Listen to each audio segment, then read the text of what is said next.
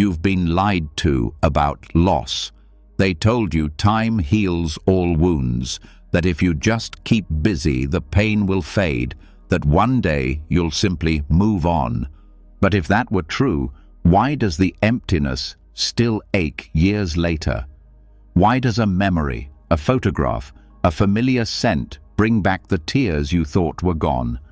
Why do you still feel heavy inside, carrying grief like a stone in your chest that no one else can see? The truth is, loss isn't something you erase. It isn't something you run from. It's something you learn to live with, something you can transform. And Buddhist wisdom holds the map. For thousands of years, monks and masters faced the same heartbreak, death, separation, endings, and discovered a way not just to survive it, but to find peace within it. Not by pretending the pain doesn't exist, but by understanding impermanence, compassion, and the deeper meaning hidden in every goodbye. Tonight, as you listen, something inside you will shift. The storm of thoughts will begin to quiet. The weight you've carried will soften.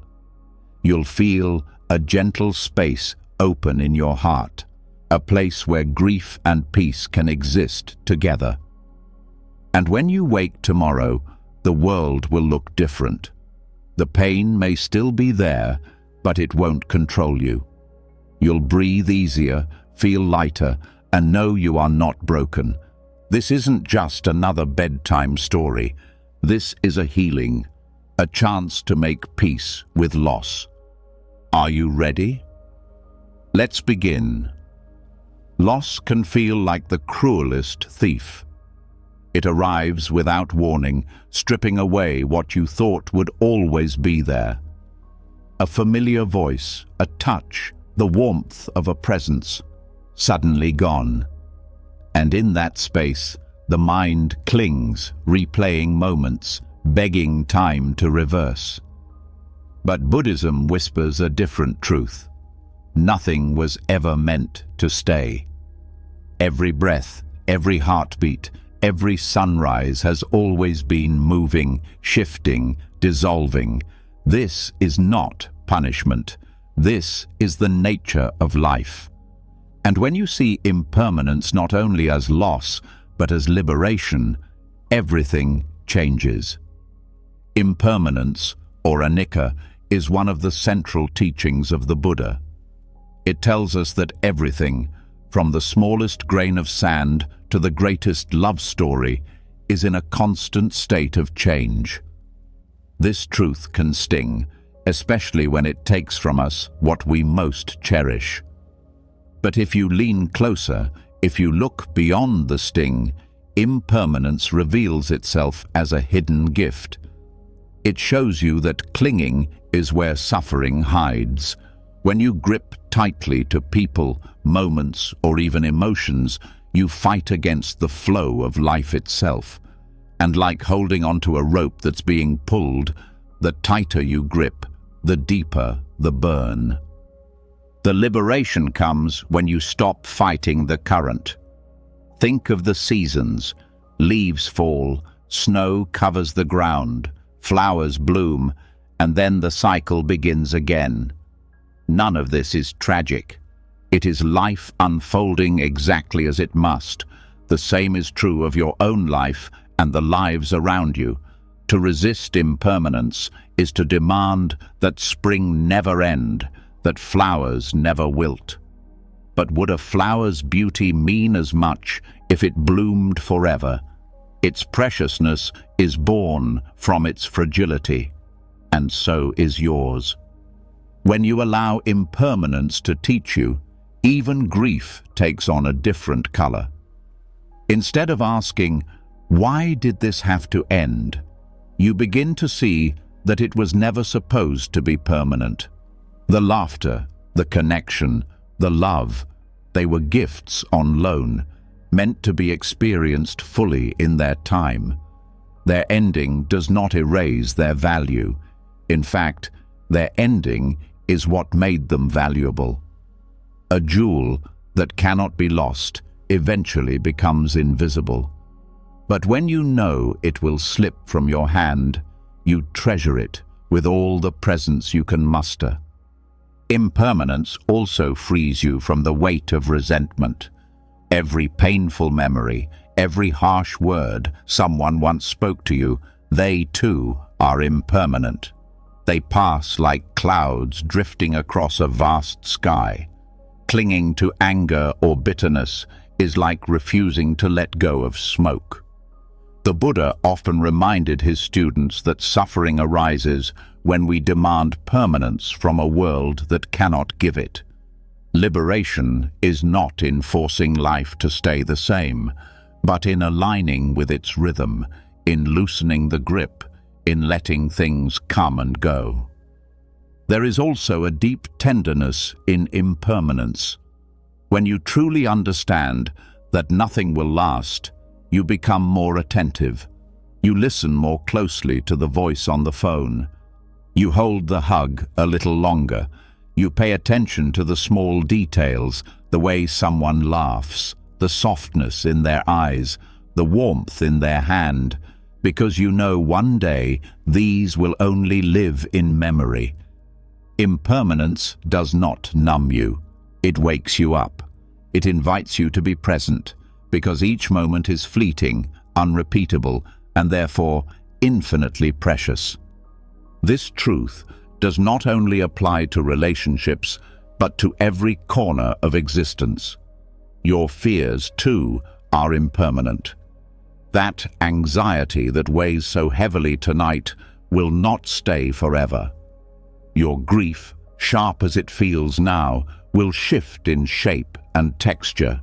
Even the body you inhabit is a moving tide of cells, changing from moment to moment. You have never been the same person twice. Liberation is remembering that what feels unbearable now will not feel this way forever. No storm, no matter how violent, has ever refused to pass. Some people hear this teaching and think it sounds cold, as if Buddhism asks us not to love or not to care. But it is the opposite. When you stop demanding permanence, your love becomes purer. You love without trying to possess. You love without holding someone hostage to your expectations. You love knowing that the moment you share together is complete in itself, needing no guarantee of tomorrow. This kind of love does not fear loss because it never claimed ownership in the first place. It is like sunlight warming your skin. You do not try to capture it in a jar. You simply bask in it while it lasts. Impermanence also cuts through the illusion of control. How much energy is wasted trying to freeze life in place? We save photographs, hoard possessions, replay old stories in our heads as if these could shield us from the river of time. Yet even the photograph fades, the possessions break, the stories grow dim. To live as though impermanence is negotiable is to fight against truth itself. To accept it, however, is to be released from endless struggle. You cannot control the flow, but you can learn to float within it. This teaching also carries an invitation to release your own identity. You cling not only to people or things, but to an idea of yourself, your youth, your roles, your achievements, your failures. But who you were yesterday is gone. The version of you reading these words will vanish into memory before the day ends. Does that frighten you, or does it liberate you? It means you are never trapped. You are free to change, to grow, to let go of what no longer serves you. If your sadness feels permanent, remember that you too are impermanent. The you who suffers now will not be the you forever. Impermanence is not just a concept, it is a practice. Monks train themselves to watch their breath, noticing how each inhale rises and falls, never the same as the last. They look at a candle's flame, aware it is born anew in every flicker. They observe rivers, trees, stars. Everywhere they look, the lesson repeats. Change is the only constant. When you begin to see this not with the mind, but with the heart, you start to relax into the truth. You stop clutching at permanence like a child clutching a melting ice cream cone. You open your hand and let life move. The liberation lies here. When you stop demanding that things stay, you start to enjoy them while they are here. You stop fearing their end because you understand that endings are not mistakes. They are part of the design. And you stop clinging to pain because you know it too will fade. What remains is a softness, a trust in the rhythm of existence, a quiet courage to face each day, not with desperation, but with presence. Grief often blinds us to this wisdom. It convinces us that the world has ended with our loss. But impermanence teaches otherwise. The world has not ended, it has simply changed shape. Your loved one's smile may no longer be here in the same form, but its echo lives in your memory, in the lessons they left behind, in the way their existence ripples through the lives they touched. Impermanence does not erase them. It reminds you that their presence was always a gift, not a possession. And when you see life this way, even your own mortality becomes less terrifying. You too are impermanent, but this is not tragedy. It means you are part of the great cycle, no different than the leaves that fall or the waves that crash and recede. Liberation comes when you no longer fight this truth, but live aligned with it, tasting each moment, knowing it will pass, and finding peace in that passing. The next time grief rises, notice it, feel its sharpness, and then remember, this too is impermanent. It will change, it will soften, it will shift. The love you lost was never yours to own, but it was yours to experience. And that experience, fleeting though it was, is a treasure no loss can erase. This is the gift hidden in impermanence. Not just loss, but liberation. When we begin to see impermanence not as an enemy, but as a teacher, something else quietly rises to the surface. If nothing lasts, then what does it really mean to say that we own anything at all? We cling to people as if they belong to us. We guard our possessions as if they are extensions of who we are. We even speak of my body as though it were something permanent that we could control forever. But when loss comes, this illusion shatters, and what hurts the most is not only the absence, but the belief that what slipped away was truly ours to keep. The Buddha pointed to this illusion as another root of suffering, the idea of ownership. To understand that ownership itself is empty is to soften the sting of separation and to see that what we thought we held was always passing through our hands. Ownership feels natural. We grow up learning the word mine, my toy, my house, my career, my partner. Language itself reinforces the idea that life can be carved into pieces of possession. But if you look closely, you'll see that nothing was ever truly yours. Start with the body you call mine. Every cell within it is borrowed. The food you eat becomes your flesh. The air you breathe fuels each heartbeat, and the water you drink flows through your veins. Without these constant gifts from the world around you, this body would collapse. Even your thoughts and emotions arise and pass away on their own, without asking for your permission. They come like guests, stay for a time, and leave. To say, "my body" or "my mind" is a convenience of speech, but it hides a deeper truth. You never truly own them. When you realize this, the fear of losing the body softens. It was never yours to begin with. It is more like a rented house that you live in for a time. You care for it, you inhabit it, you make it a home, but one day the lease ends. The pain of illness, the changes of age, the certainty of death, all of this becomes easier to hold when you see that you were only ever a guest here. You appreciate the body for what it allows you to experience, but you no longer cling to it as your possession. And when the time comes to give it back, you do so with less fear, less resistance. This truth extends to relationships. We often treat love as ownership. We speak of my partner, my child, my friend, as though these people exist to complete us, to fulfill us, to belong to us. But every person is a universe of their own, moving on a path that you cannot fully control. To think otherwise is to build your joy on fragile ground. When loss comes, a breakup, distance, death, the shock is doubled because not only do we miss the person, but our sense of ownership is threatened. We cry out, "How could this happen to me?"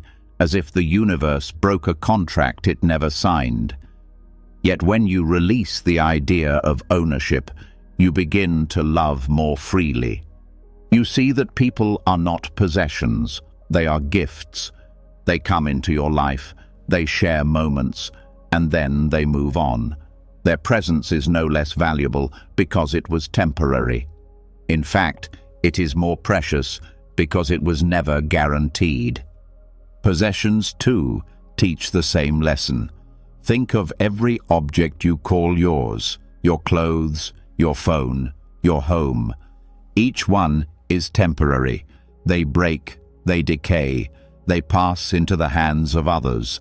Even if you cling tightly, time will pry them away. At best, you are a caretaker, not an owner. The great Buddhist teachers remind us that possessions can bring comfort, but never security. They are tools, not extensions of self. When you confuse the two, loss feels like losing a part of yourself.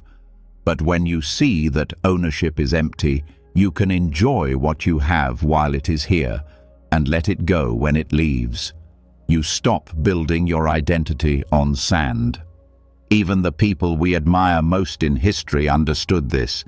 Kings who ruled vast lands, billionaires with unimaginable wealth, all left empty-handed when death came. No crown, no palace, no fortune could follow them.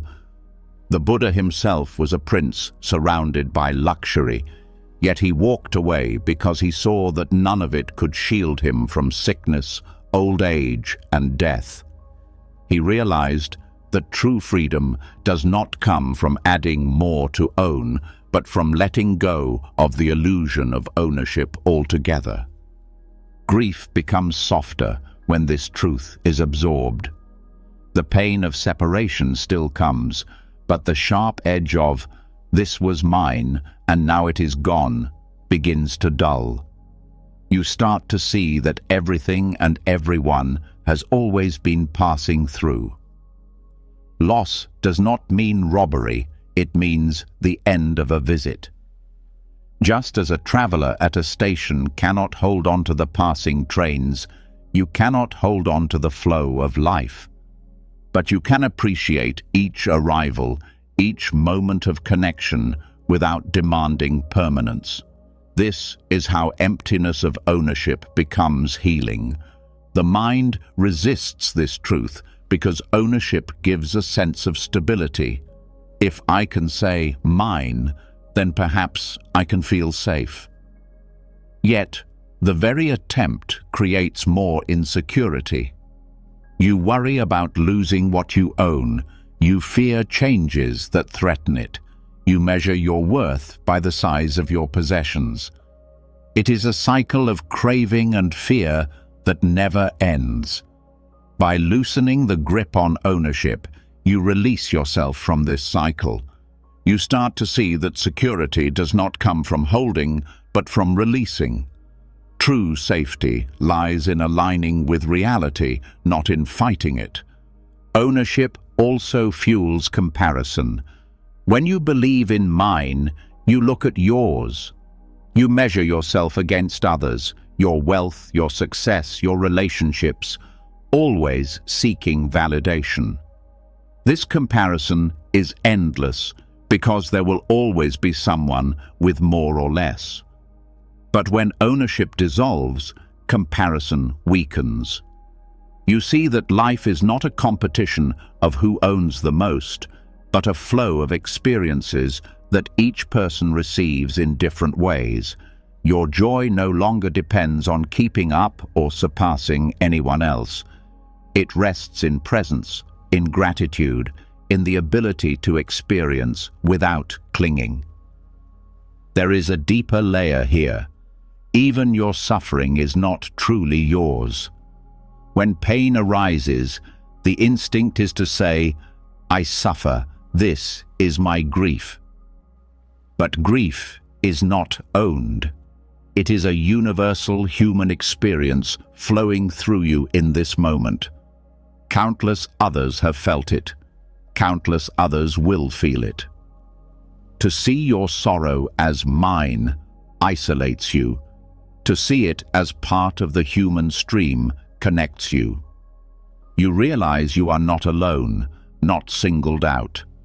You are participating in something vast, something shared, and this recognition brings compassion.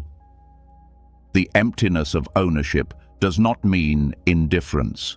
It does not mean you stop caring or loving. It means you stop confusing caring with clinging. Stop confusing love with possession.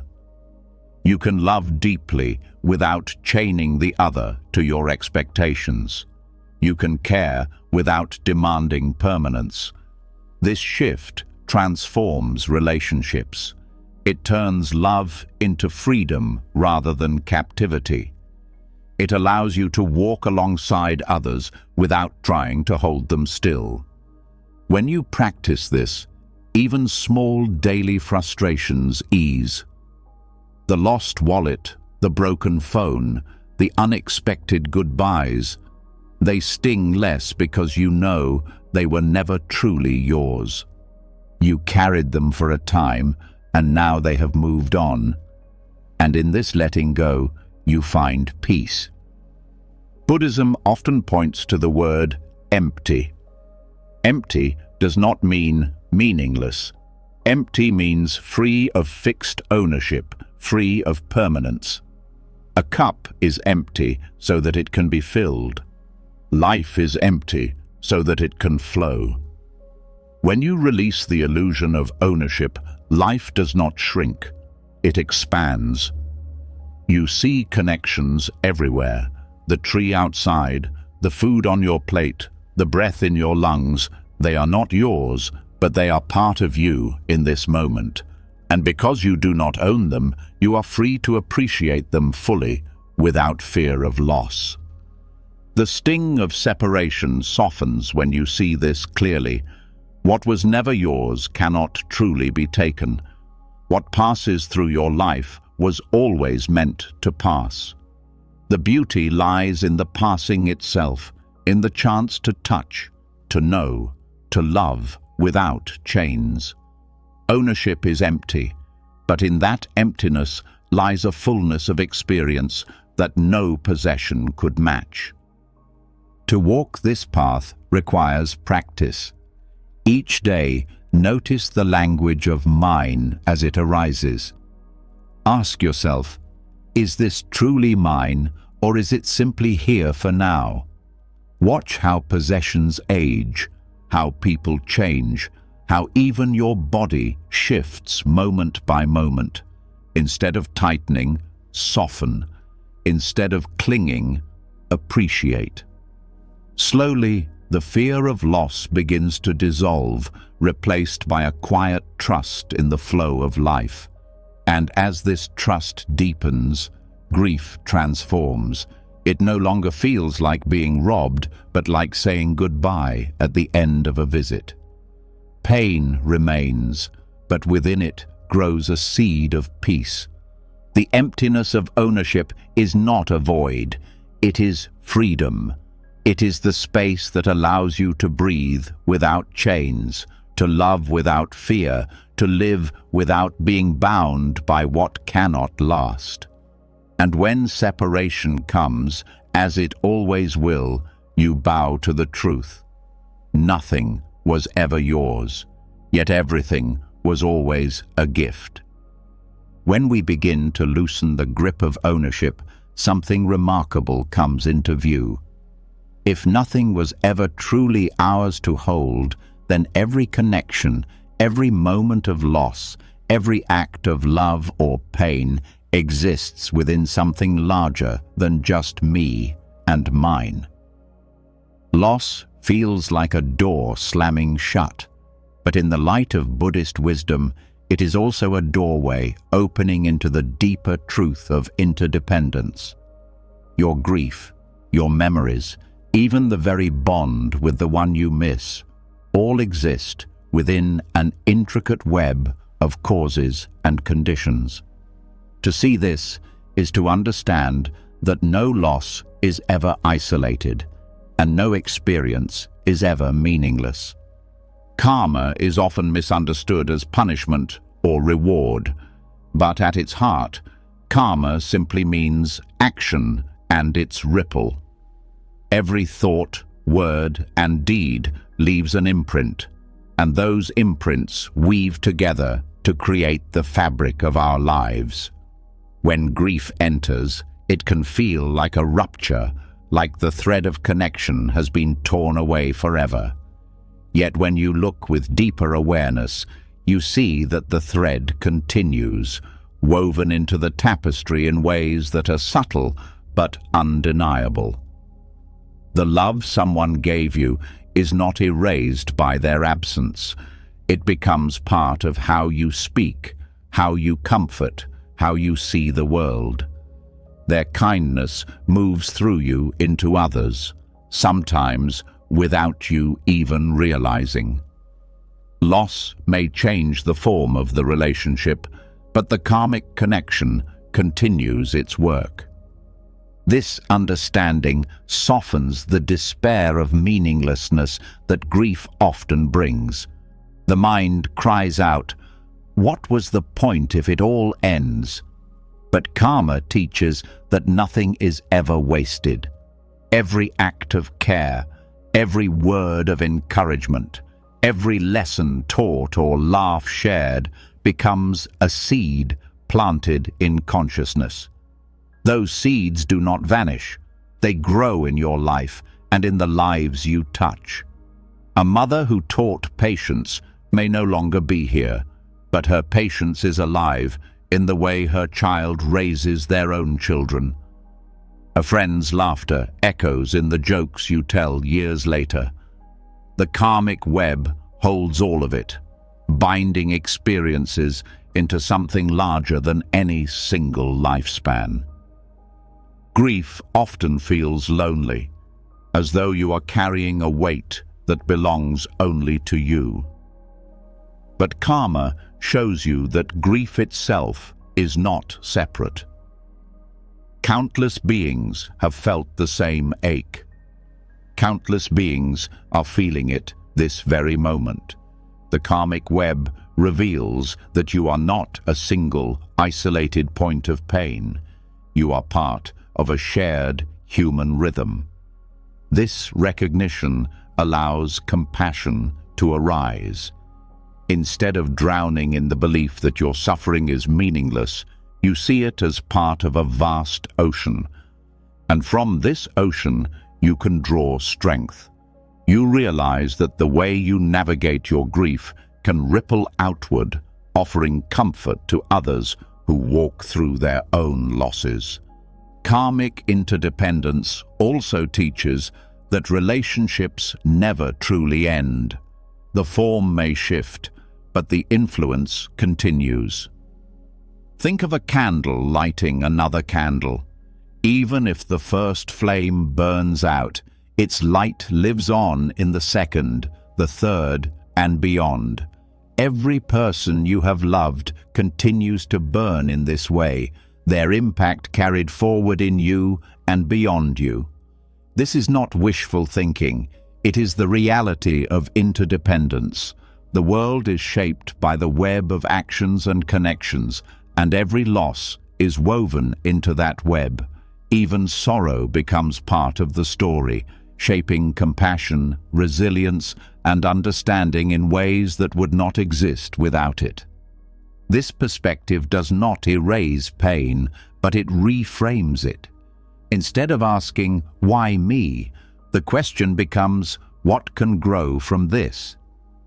Grief becomes not just an ending, but a transformation. The pain of loss can become the soil for deeper kindness, the ground for wisdom, the spark for action that benefits others. When you see your grief as part of a karmic chain, it shifts from something that isolates you to something that empowers you. You realize that even suffering has the potential to become medicine, not only for yourself, but for others. It also allows you to release some of the guilt that often hides inside grief. When someone we love dies, part of us wonders what we could have done differently, as if ownership of their fate belonged to us. But karma shows us that every life is shaped by countless causes and conditions, far beyond the control of any single person. The weather, the body, chance encounters, the choices of others, all of these threads come together. No one owns the outcome. Understanding this does not mean shrugging responsibility for our actions, but it frees us from the illusion that we alone could have prevented the loss. This recognition brings both humility and peace. The web of interdependence also shifts how we see memory. Memories are not static possessions. They are living movements of karma. When you remember someone you love, you activate their influence in the present. Their words guide your decisions. Their values shape your choices. Their presence colors your emotions. Memory itself becomes a continuation of the karmic link. And each time you act in harmony with the best of what they gave you, you extend their presence into the world. In this way, grief becomes a form of continuation rather than only rupture. This insight can bring profound comfort. The one you mourn is not sealed away in the past. Their influence flows into the present through the karmic web. Perhaps in a gesture you now make unconsciously, or in a phrase you repeat, or in the way you comfort someone else. In all these ways, their being still ripples through the world. No loss is truly final, because no connection is ever isolated. Seeing grief through karma also transforms how you relate to others still alive. You become more aware of the seeds you are planting now. You notice the power of small actions, how a kind word can linger for decades, how a moment of neglect can leave scars, how generosity can ripple outward beyond what you will ever witness. Knowing that everything you do becomes part of the web encourages you to live more mindfully. You realize that even in your pain, you can plant seeds of healing. Even in sorrow, you can contribute to the well-being of others. This is where grief itself becomes a teacher. When you suffer, you touch the universal fabric of human pain. That contact can break you open to compassion. You begin to see others not as strangers, but as companions on the same path of loss and love. Karma links you to them, just as it links you to those you mourn. The illusion of isolation begins to fade. You recognize the shared humanity beneath all appearances, and this recognition is the seed of wisdom. None of this denies the sharpness of loss. It does not mean you should not cry or feel anger or ache in your bones. Buddhism does not ask you to suppress what is real. Instead, it invites you to hold that pain within a larger truth. You grieve, but you grieve within the web of interdependence. You cry, but you cry knowing your tears are part of a river that has flowed through countless lives. You miss the one you love, but you miss them knowing that their presence continues in subtle but undeniable ways. Over time, this awareness changes the way you carry grief. It becomes less of a stone in your chest and more of a current that moves through you. You stop asking it to disappear and instead allow it to teach you. The loss becomes not only a wound, but a source of depth. You grow roots of compassion that reach into the soil of shared humanity. You grow wings of wisdom that rise above the illusion of isolation. You begin to live with a gentler heart, a heart that knows everything is connected, that nothing is wasted, that even in death, influence continues. Karmic interdependence dissolves the lie of meaninglessness. No loss is meaningless because no life is separate. Everything you have shared, everything you have loved, everything you have lost has become part of a greater whole, and in that whole, nothing disappears. It only changes form, continues its ripple, and shapes what comes next. To see this is to find comfort not by denying grief, but by letting it reveal its hidden depth. In the web of karma, nothing stands alone, and nothing is ever truly gone. When we begin to see grief through the web of karma, the heaviness of loss feels less like an isolated burden and more like part of something vast and deeply connected. Yet, even with this understanding, there is still the struggle of how to live with sorrow day by day. Some people collapse under its weight, drowning in memories, unable to breathe beneath the waves. Others shut down, numbing themselves, pretending not to feel at all. Both extremes create more suffering. One leaves you paralyzed by emotion, the other disconnects you from life itself. The Buddha offered a path between these two, the middle way, a way of holding grief without being consumed by it, a way of opening to sorrow without being destroyed. This principle of balance is not about denial. It is not about silencing tears or rushing toward forced positivity. It is about learning to stay present with what arises without losing yourself to extremes. To drown in grief is to lose the clarity of mind. Every thought, every sensation becomes tangled in sorrow until life itself feels unbearable. To numb yourself is to deny the truth. The heart hardens, the pain is buried, but in time it resurfaces stronger. The middle way shows that you do not need to choose between these two prisons. There is another path, one of steady presence and gentle awareness. The first step toward balance is acknowledging grief without judgment. Many people feel ashamed of their sorrow, thinking they should be strong or move on.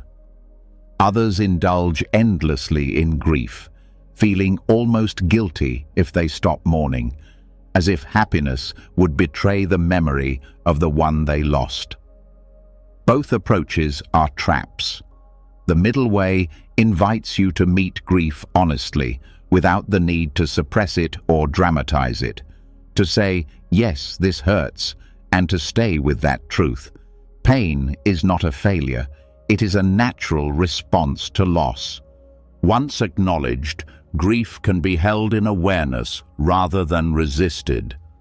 Awareness means you notice the sadness, the tightness in the chest, the heaviness in the body, without collapsing into it.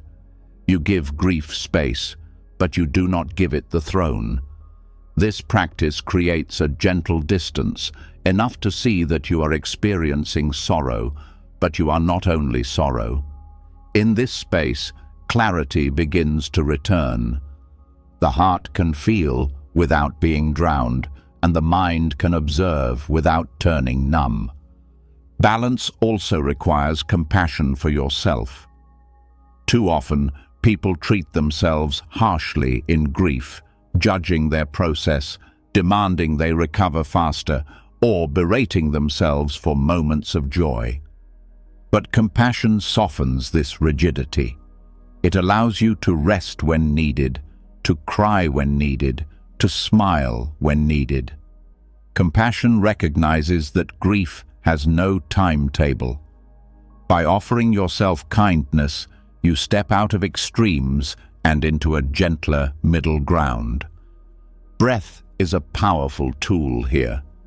In Buddhism, the breath is often called the bridge between body and mind.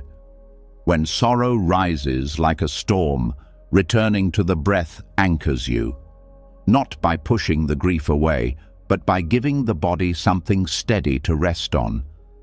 Each inhale and exhale becomes a reminder of balance, expansion and release, holding and letting go. This rhythm keeps you from spiraling into overwhelm and from retreating into numbness.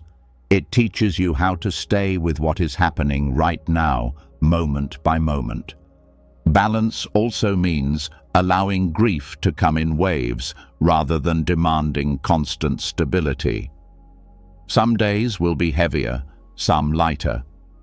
To walk the middle way is to accept these fluctuations without clinging to them.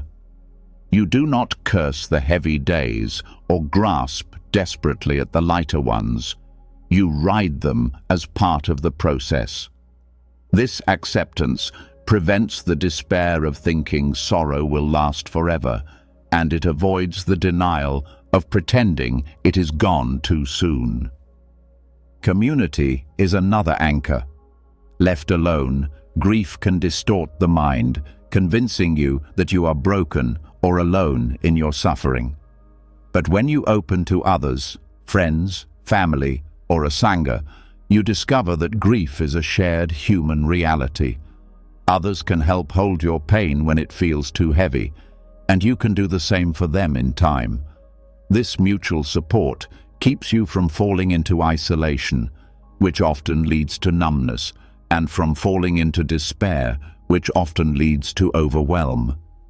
Community keeps you balanced by reminding you that loss is not yours to bear alone. Mindful presence is essential. The mind loves to wander into the past, replaying every memory or into the future, fearing what life will look like without the one you've lost. Both directions can pull you into extremes. The middle way draws you back to now. What is happening in this breath, in this step, in this moment? When you anchor in the present, grief becomes something you can hold, rather than something that drowns you. The tears may still flow, but they flow in real time, not endlessly in a cycle of imagined past or future. Balance also involves allowing joy to return without guilt. Many resist happiness after loss, thinking it disrespects the memory of the one who is gone. But joy is not betrayal. It is part of healing. The middle way allows joy and sorrow to coexist, like sunlight and shadow. You can laugh and still grieve. You can smile and still miss them. Allowing both prevents you from becoming numb to joy and from being overwhelmed by sorrow. It is the balance of the heart holding multiple truths at once. Grief teaches patience. The middle way is not a shortcut, but a steady path. You may stumble toward numbness some days, or drown in sorrow on others. Balance is not perfection. It is the practice of returning again and again to the center. Just as a tightrope walker wobbles but regains footing, you wobble but return to presence. Over time, this becomes more natural. The extremes lose some of their pull, and the middle path feels steadier. This way of walking through grief also prepares you for the challenges of future losses. Each time you practice balance, you strengthen resilience. You learn that you can hold sorrow without breaking, and you can open to joy without guilt. This knowledge gives you courage. The fear of grief lessens because you know there is a way through. You no longer dread the pain of loss as something that will destroy you. You see it as part of life's rhythm, something you can meet with balance and grace. The middle way is not cold detachment. It is full engagement with life, but without being enslaved by extremes. It is the courage to feel deeply without drowning, and the wisdom to let go without going numb. In grief, this means living with both the ache of loss and the beauty of love at the same time. It means neither denying the depth of your sorrow nor allowing it to define your existence. It is a delicate dance, one that brings both dignity and freedom.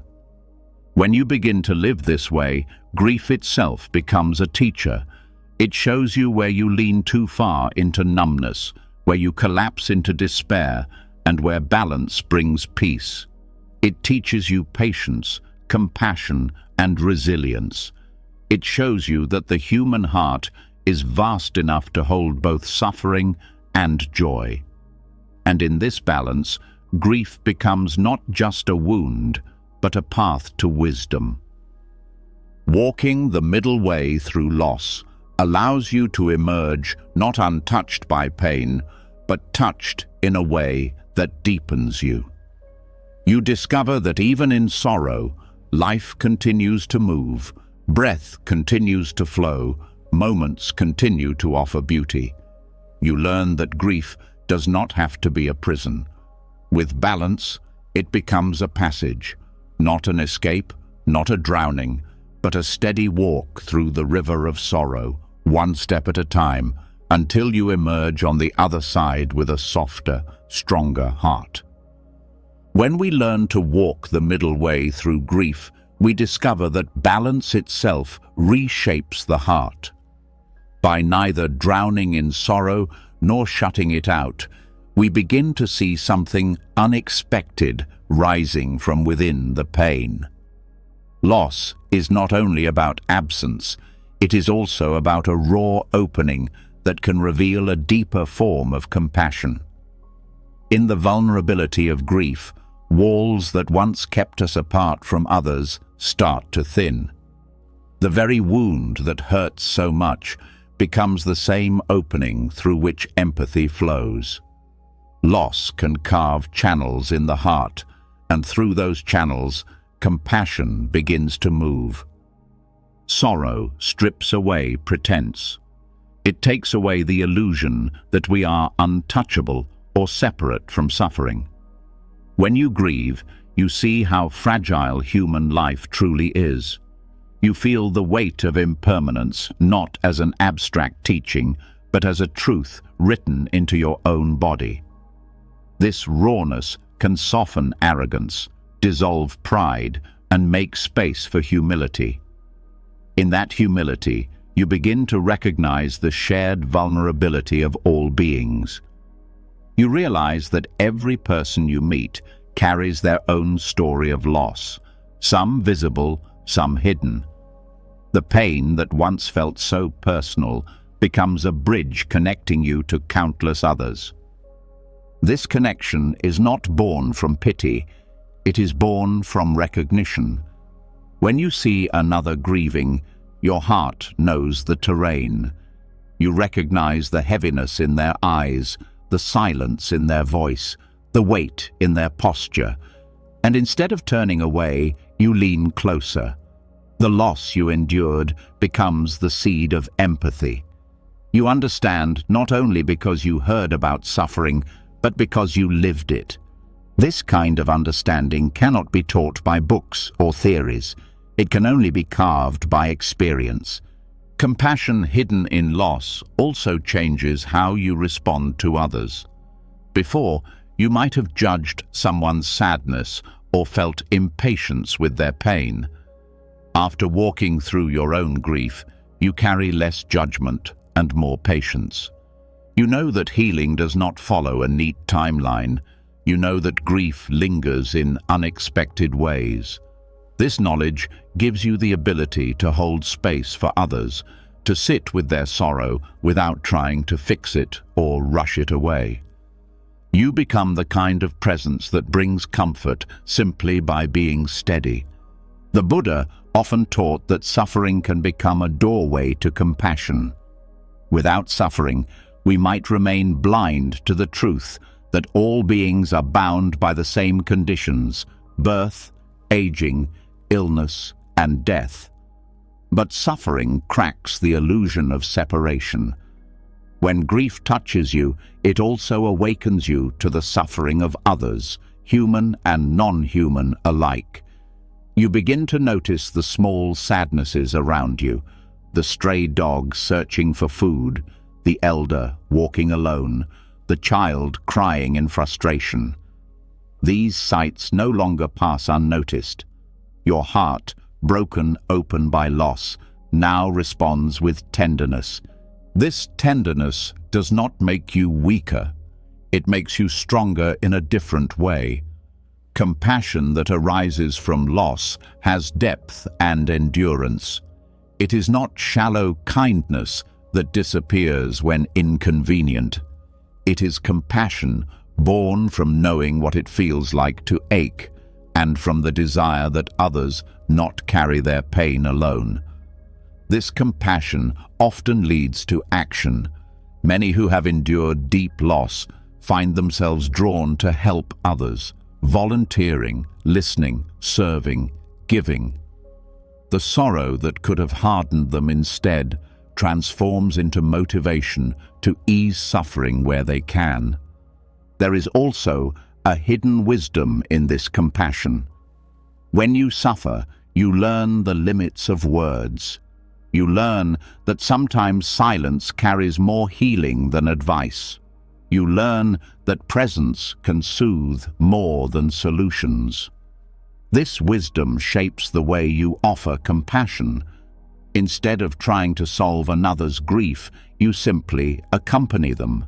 Instead of filling their silence with explanations, you honor it with your own. This is the kind of compassion that does not push or force, but allows healing to unfold naturally.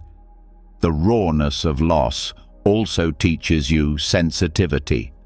Grief makes the world feel sharper, the air colder, the nights longer, the absence heavier. This sensitivity can be overwhelming at first, but over time, it becomes a channel for empathy. You notice details others overlook: the strain in someone's voice, the slight tremor in their hands, the way they avoid certain words. You learn to listen beneath the surface. You learn to see the hidden pain. This capacity to notice is part of the compassion that loss awakens. It allows you to be present not only with your own sorrow, but with the quiet sorrows of others. Compassion born from grief also dismantles the illusion of superiority. When life is smooth, it is easy to think suffering belongs to others, that somehow we are exempt. Loss removes that illusion. It shows us that no one escapes. Death, endings, change, these touch every life. With this realization, the heart softens toward everyone. You begin to see the universality of struggle, the shared humanity beneath all appearances. Even those you once disliked or resented become easier to view with compassion, because you know they too will lose, they too will grieve. This recognition expands your capacity for forgiveness. Holding on to resentment seems less important when you realize how fragile and brief life truly is. Loss teaches you that clinging to anger only deepens suffering. Compassion reminds you that those who caused harm were also shaped by their own struggles, their own blind spots. Forgiveness becomes less about excusing and more about releasing the poison of resentment from your own heart. In this way, compassion not only heals others, but heals you. At its core, compassion hidden in loss is a transformation of energy. The pain of grief is powerful. It can crush, but it can also be redirected. When allowed to open the heart rather than close it, grief's energy becomes the fuel for empathy, kindness, and service. The very depth of your sorrow gives depth to your compassion. And this transformation is not forced. It unfolds naturally when you allow yourself to feel fully, to soften rather than harden, to stay present rather than numb. Loss also teaches the impermanence of joy and suffering alike. Knowing that your grief will not last forever, just as your joy did not, gives you perspective. This perspective allows you to walk alongside others with steadiness. You no longer need to promise them that their sorrow will disappear quickly. You simply remind them that it will change, that nothing stays the same. This reassurance, simple as it is, carries profound comfort. It comes not from theory, but from your own lived truth. There is also a subtle compassion that extends beyond human beings. When grief strips you open, you feel more deeply the vulnerability of all life. You notice the fragility of plants, the fleeting lives of insects, the cycles of birth and death everywhere. This awareness can spark a broader compassion, one that extends to all living beings. The sorrow you carry becomes a doorway to reverence for life itself. The Buddha's teachings often speak of boundless compassion, compassion that knows no boundary of self or other. Loss can be the training ground for this. As your grief humbles you, as it reveals your connection to others, your compassion grows wider. It becomes less about comforting only those you love and more about wishing all beings freedom from suffering. This boundless compassion arises not from ignoring your pain, but from allowing it to expand your heart beyond its former limits. Grief will always carry pain. It is not something to romanticize, but within the rawness of that pain lies a hidden gift. The same loss that breaks you can also break you open. The same sorrow that weighs you down can also connect you to others. The compassion that emerges is not sentimental. It is strong, resilient, and deeply human. It does not erase grief, but it makes grief bearable. It does not undo loss, but it transforms how you carry it. When compassion awakens through loss, it reshapes the way you live. You become more gentle, more attentive, more aware of the hidden struggles in those around you. You learn to speak with kindness, to listen with patience, to act with care.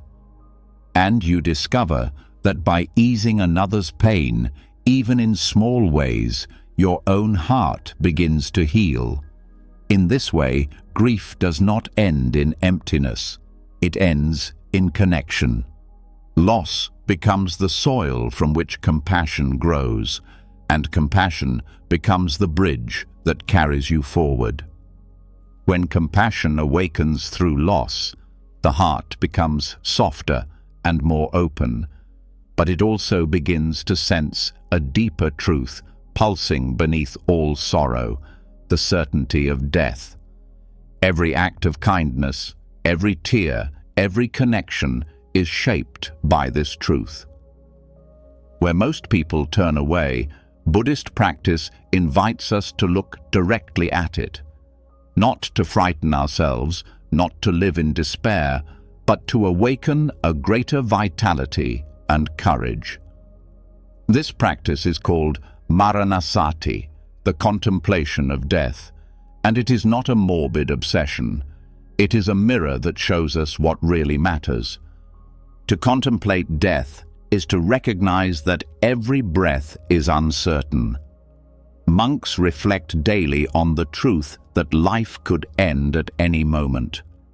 This awareness is not meant to paralyze, but to sharpen presence. When you know time is fragile, you stop wasting it on trivialities. The mind, usually caught in endless distractions, becomes focused. The heart, usually tangled in attachment, becomes tender. This contemplation turns death from a shadow we fear into a teacher we respect. Many fear that thinking of death will breed hopelessness, but in practice, the opposite happens. When you bring mortality into awareness, you stop postponing life. You no longer say, "One day I will love fully," or "Someday I will forgive." You realize that someday may never arrive, and so you begin now. Maranasati cuts through procrastination, through numbness, through the illusion that life stretches endlessly ahead. It presses you to live with honesty, to speak with sincerity, to give your best while you can. Death contemplation also strips away vanity. We cling to youth, to status, to possessions, but death reminds us that none of these will endure. The face in the mirror will change, the body will falter, the titles will fade. Knowing this does not rob life of joy, it deepens it. You begin to see beauty not in permanence, but in transience. The lines on a face, the fragility of a flower, the laughter that ends too quickly, these become precious precisely because they will not last. Death teaches appreciation in a way nothing else can. Maranasati also nurtures courage. Fear of death is at the root of many anxieties. We avoid risks, silence truths, or cling to comfort because death looms unacknowledged in the background. By contemplating death directly, the fear loses some of its grip. You learn that death is not a punishment, but a natural part of existence. This recognition dissolves much of the hidden terror that controls choices. It frees you to live with more boldness, to take steps aligned with your deepest values instead of being governed by fear. This practice is not about imagining dramatic scenes of dying, but about noticing impermanence in daily life. Monks reflect on how breath itself is uncertain, how each inhale depends on conditions that cannot be guaranteed. They reflect on how food, health, and relationships all rest on fragile threads. By observing these truths calmly, they build resilience. The mind grows accustomed to change, and death becomes less of a shock. It is seen as the final expression of a process that has been happening all along. Contemplating death also clarifies priorities. The small irritations that consume so much energy, the arguments, the grudges, the endless striving, lose their weight when seen against the certainty of mortality. Ask yourself, If today were your last day, would this matter? Often, the answer is no. This question can be a compass, guiding you toward what is meaningful: connection, compassion, honesty, presence. Death contemplation brings perspective, helping you see what is essential and what is noise. Another gift of Maranasati is tenderness. When you know that every person you meet will one day die, your interactions change. Harshness softens. Patience grows. You hold people more gently because you know their time is limited. Even those who frustrate you are recognized as fragile beings moving toward the same end. This awareness can transform relationships. It becomes harder to cling to resentment when you remember that all of us are temporary travelers. The practice also strengthens gratitude. Each sunrise, each meal, each conversation becomes a blessing when you acknowledge it could be the last.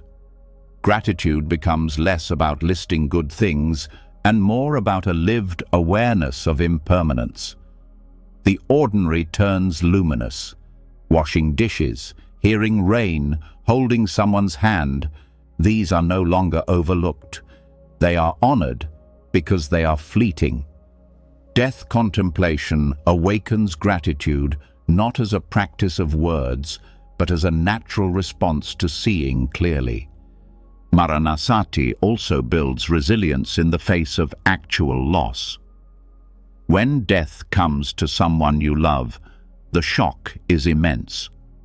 But if you have trained the mind to remember that death is woven into life, the grief, though still heavy, becomes less suffocating.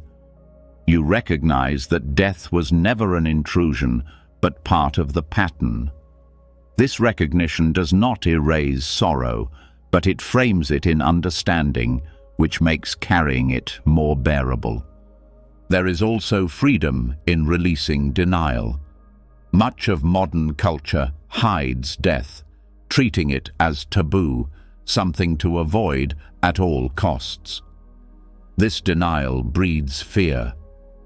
By practicing death contemplation, you strip away the taboo. Death becomes part of life's conversation. It no longer lurks unspoken in the shadows. It is faced directly, calmly. And in that facing, freedom arises. Denial shrinks, fear weakens, and acceptance grows. Maranasati deepens spiritual urgency.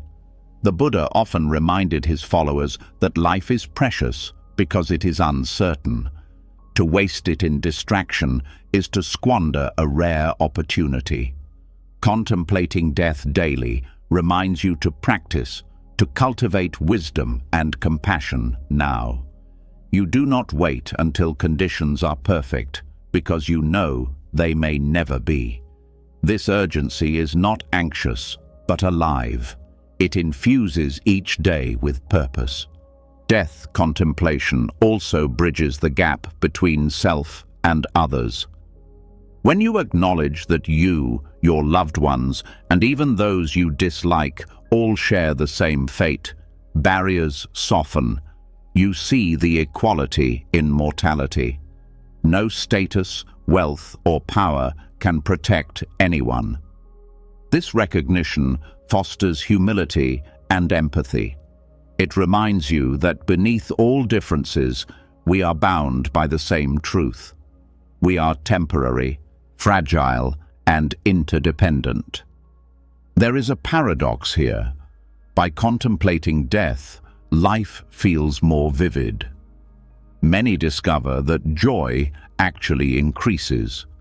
Colors seem brighter, relationships feel deeper, moments feel fuller. This is because death contemplation removes the illusion of endlessness. It brings life into sharp relief. You taste it more fully because you know it will not last. This paradox is at the heart of Maranasati. The more you accept death, the more alive you become. This practice also strengthens resolve. When challenges arise, you remind yourself that life is short. Why waste it avoiding growth? Why waste it chasing illusions? Death contemplation pushes you toward authenticity. It encourages you to live in alignment with your values, to speak truths you might otherwise withhold, to take steps you might otherwise fear. Knowing time is finite adds weight to your choices and courage to your actions. Maranasati also purifies the heart. Resentments, attachments, and petty desires lose their grip when seen in the light of death. Holding on to anger feels foolish when you remember that both you and the one you resent will soon be gone. Clinging to possessions feels empty when you know you cannot carry them. This purification is not forced, but arises naturally. Death becomes a teacher that simplifies life, stripping away the unnecessary and leaving only what matters. The practice is not about morbidity, it is about clarity. To look at death without fear is to look at life without distortion. It frees you from illusions of permanence, from the chase for security that can never be found. It opens the heart to love more deeply, to live more honestly, and to face the unknown with courage. Death does not need to be the enemy. It can be the teacher that awakens us to the fullness of life. Through Maranasati, grief and loss also take on a different tone. They remain painful, but they also become reminders of truth. Each death you encounter becomes a call to presence, a reminder to live wisely, to love fully, to waste no moment. In this way, death contemplation transforms sorrow into fuel for awakening. When practiced daily, Maranasati reshapes the way you carry yourself. You become more grounded, more grateful, more fearless. You stop wasting energy on illusions and start investing in what endures: compassion, wisdom, presence. And when your own death approaches, you will not meet it as a stranger. You will meet it as a teacher you have known all along. That is the gift of contemplating death, not once in fear, but daily in courage. When death contemplation becomes part of daily awareness, the fear of endings softens. You no longer see death as an interruption, but as a truth woven into every breath. Yet the Buddha pointed to something even larger, a teaching that holds not only individual death, but the whole cycle of existence itself. This teaching is samsara, the endless turning of birth and death, joy and sorrow, gain and loss. To understand samsara is to understand that loss is not a cruel exception to life's plan. It is part of the rhythm that has always been. And when you begin to see loss through this wider lens, the grip of despair loosens and a new kind of acceptance begins to rise. Samsara is often described as the wheel of life, the cycle that keeps turning with no pause. Every being is caught in this turning, moving through birth, aging, death, and rebirth. What makes this teaching powerful in the context of grief is that it reframes loss, not as something that happened only to you, but as something that is part of the shared rhythm of all existence. You see that just as waves rise and fall in the ocean, so too do beings appear and pass away. No wave curses the ocean for its rise and fall. It is simply the nature of the sea. In the same way, no life can resist the rhythm of samsara.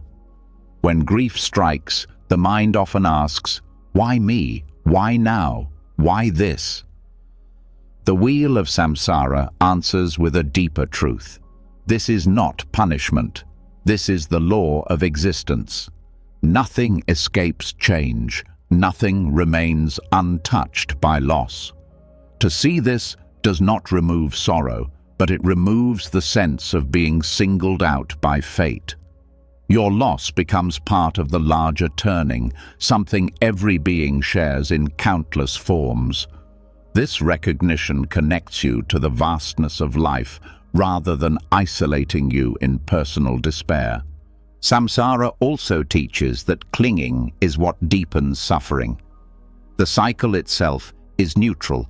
It is our attachment that makes it feel unbearable.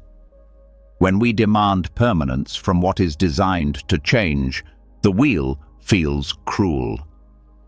But when we learn to let go, to release the demand that things remain as they were, the wheel reveals itself as simply life unfolding. This is why samsara becomes a teacher of letting go. It shows us again and again that clinging only brings pain, and release brings peace. Letting go does not mean forgetting or denying. It means allowing life to move without insisting it freeze in place. It means holding love fully while it is here and releasing it when it transforms. Samsara shows us that everything transforms. Nothing is destroyed completely. It only shifts form. The tree becomes ash. The ash nourishes the soil grows new life. In the same way, relationships, bodies, and experiences do not vanish into nothingness. They flow into new expressions, visible or unseen. This perspective softens the harshness of loss, reminding us that change is not the end, but the continuation of the cycle. This cycle also brings humility. In times of joy, we forget that sorrow will return. In times of sorrow, we forget that joy will come again. Samsara teaches that both are inevitable, neither permanent. By remembering this, you loosen the grip of both pride and despair. You learn to meet joy with gratitude rather than arrogance, and to meet sorrow with patience rather than hopelessness. This balance creates equanimity, the steady heart that can stay open no matter which part of the cycle appears. Another lesson of samsara is compassion. When you see that every being is caught in this same cycle, you recognize that everyone knows loss, everyone knows grief, everyone knows the fragility of what they love. This recognition deepens empathy. You see the universality of sorrow and respond with kindness rather than judgment. The grief you carry is no longer a private prison, but a doorway into shared humanity. And this compassion eases your own pain because it reminds you that you are not alone. Samsara also shows the futility of control. We spend much of life trying to manage outcomes, to hold on to what pleases us and push away what hurts. But the wheel keeps turning, indifferent to our demands. No matter how tightly we cling, the cycle of gain and loss continues. To fight this is to exhaust yourself against reality. To accept it is to find freedom. You learn to ride the wheel rather than be crushed by it. You stop demanding that it spin your way and begin to flow with its rhythm. This acceptance is not passive, it is wise. It saves energy wasted on resistance and directs it toward presence, compassion, and understanding. Loss, when seen through samsara, becomes less of a rupture and more of a reminder. It reminds you that nothing was ever permanent, that every joy was always temporary, and that this truth is shared by all. The pain remains, but it is softened by perspective. The grief is still real, but it no longer feels like betrayal. It feels like participation in the cycle that has always been. And in that recognition, peace begins to grow. This teaching also invites reflection on your own attachments. Every time you lose, you are shown what you cling to most. Each grief reveals the places where the heart holds tightly.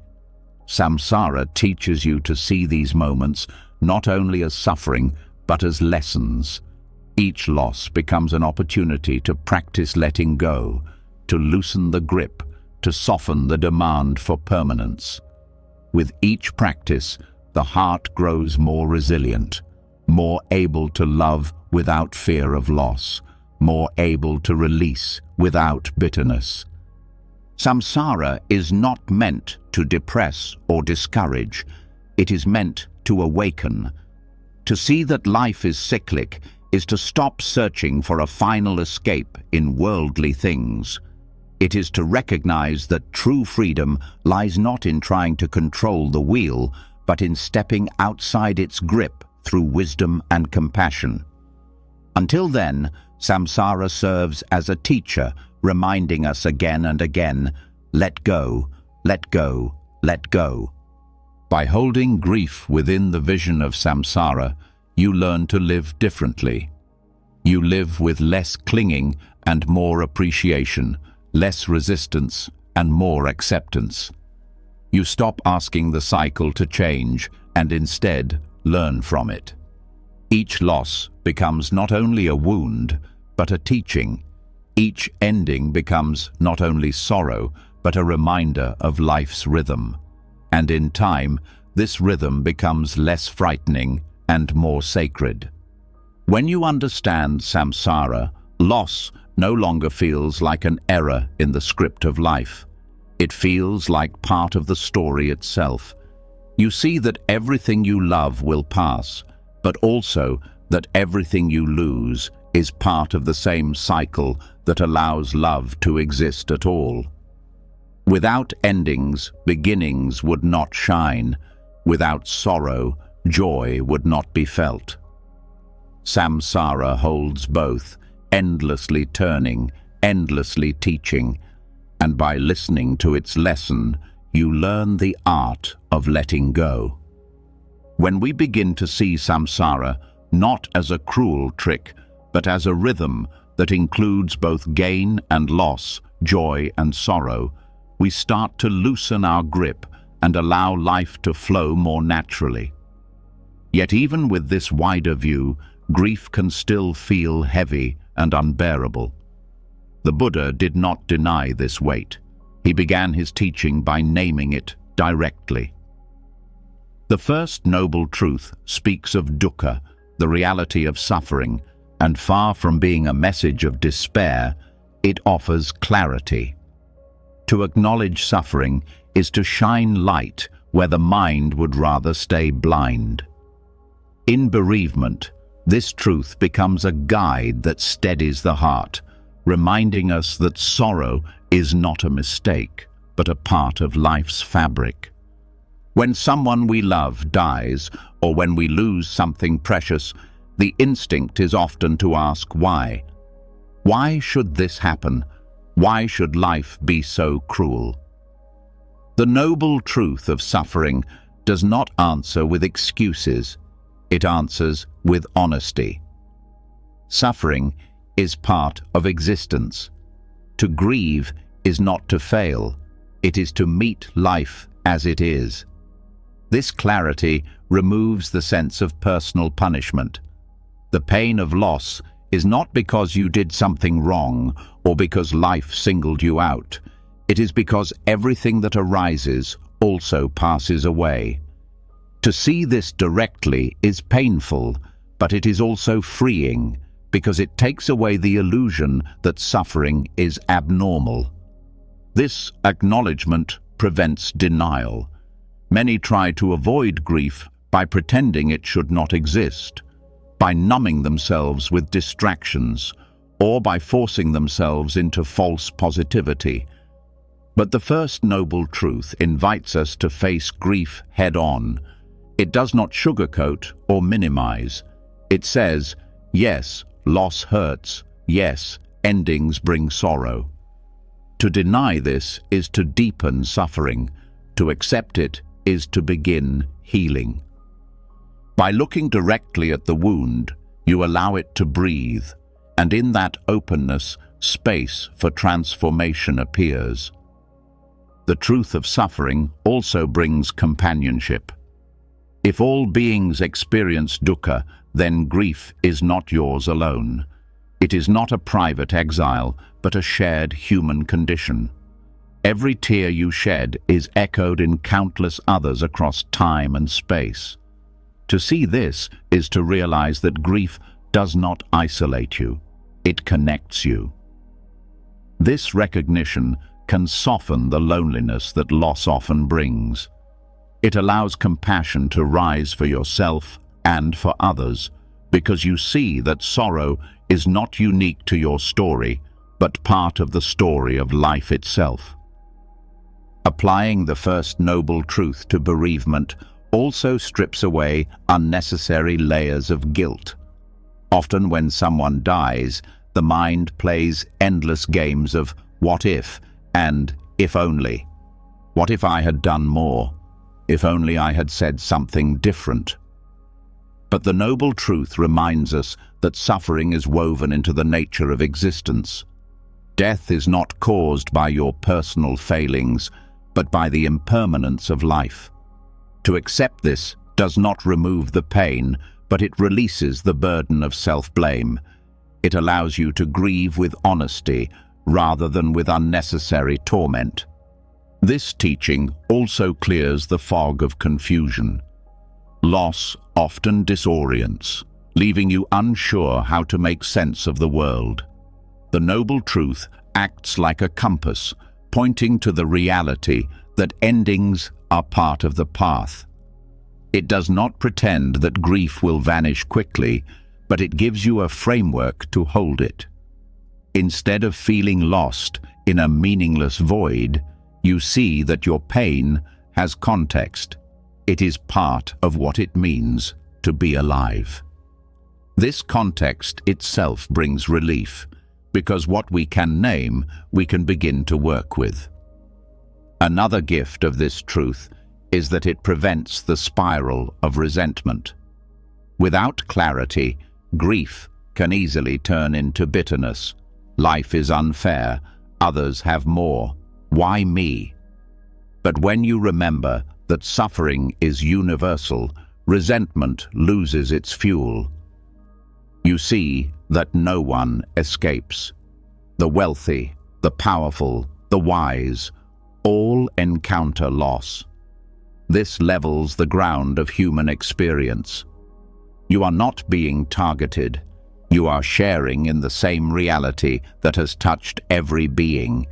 This humility can quiet anger and replace it with compassion. The noble truth also invites deeper inquiry. If suffering is inherent in life, what causes it to intensify? Here the Buddha pointed to attachment and craving. In grief, attachment is raw. We want the loved one back. We want the past to remain. We crave what cannot be. Recognizing this does not mean we should not love. It means we see clearly how clinging to permanence in an impermanent world multiplies our pain. By gently loosening this grip, we do not erase love. We allow it to be love without chains. This clarity transforms grief from endless torment into a process of release. In bereavement, applying the first noble truth also teaches patience. Suffering cannot be rushed away. Just as a wound needs time to heal, grief needs time to unfold. Knowing that suffering is part of life allows you to give yourself permission to take that time. You no longer demand instant recovery, nor do you feel ashamed of your sorrow. you understand that healing is not about skipping suffering, but about walking through it with awareness. This truth also has a way of awakening gratitude. When you accept that loss is inevitable, the moments you did share become more precious. Instead of focusing only on the absence, you begin to honor the presence that once was. The laughter, the kindness, the shared silence all become gifts because you recognize that none of them were owed to you. They were fleeting blessings, and their impermanence makes them shine even brighter in memory. The first noble truth also dissolves the illusion that suffering has no purpose. While pain itself is not a gift, the clarity it brings can be. Grief forces you to stop, to reflect, to feel.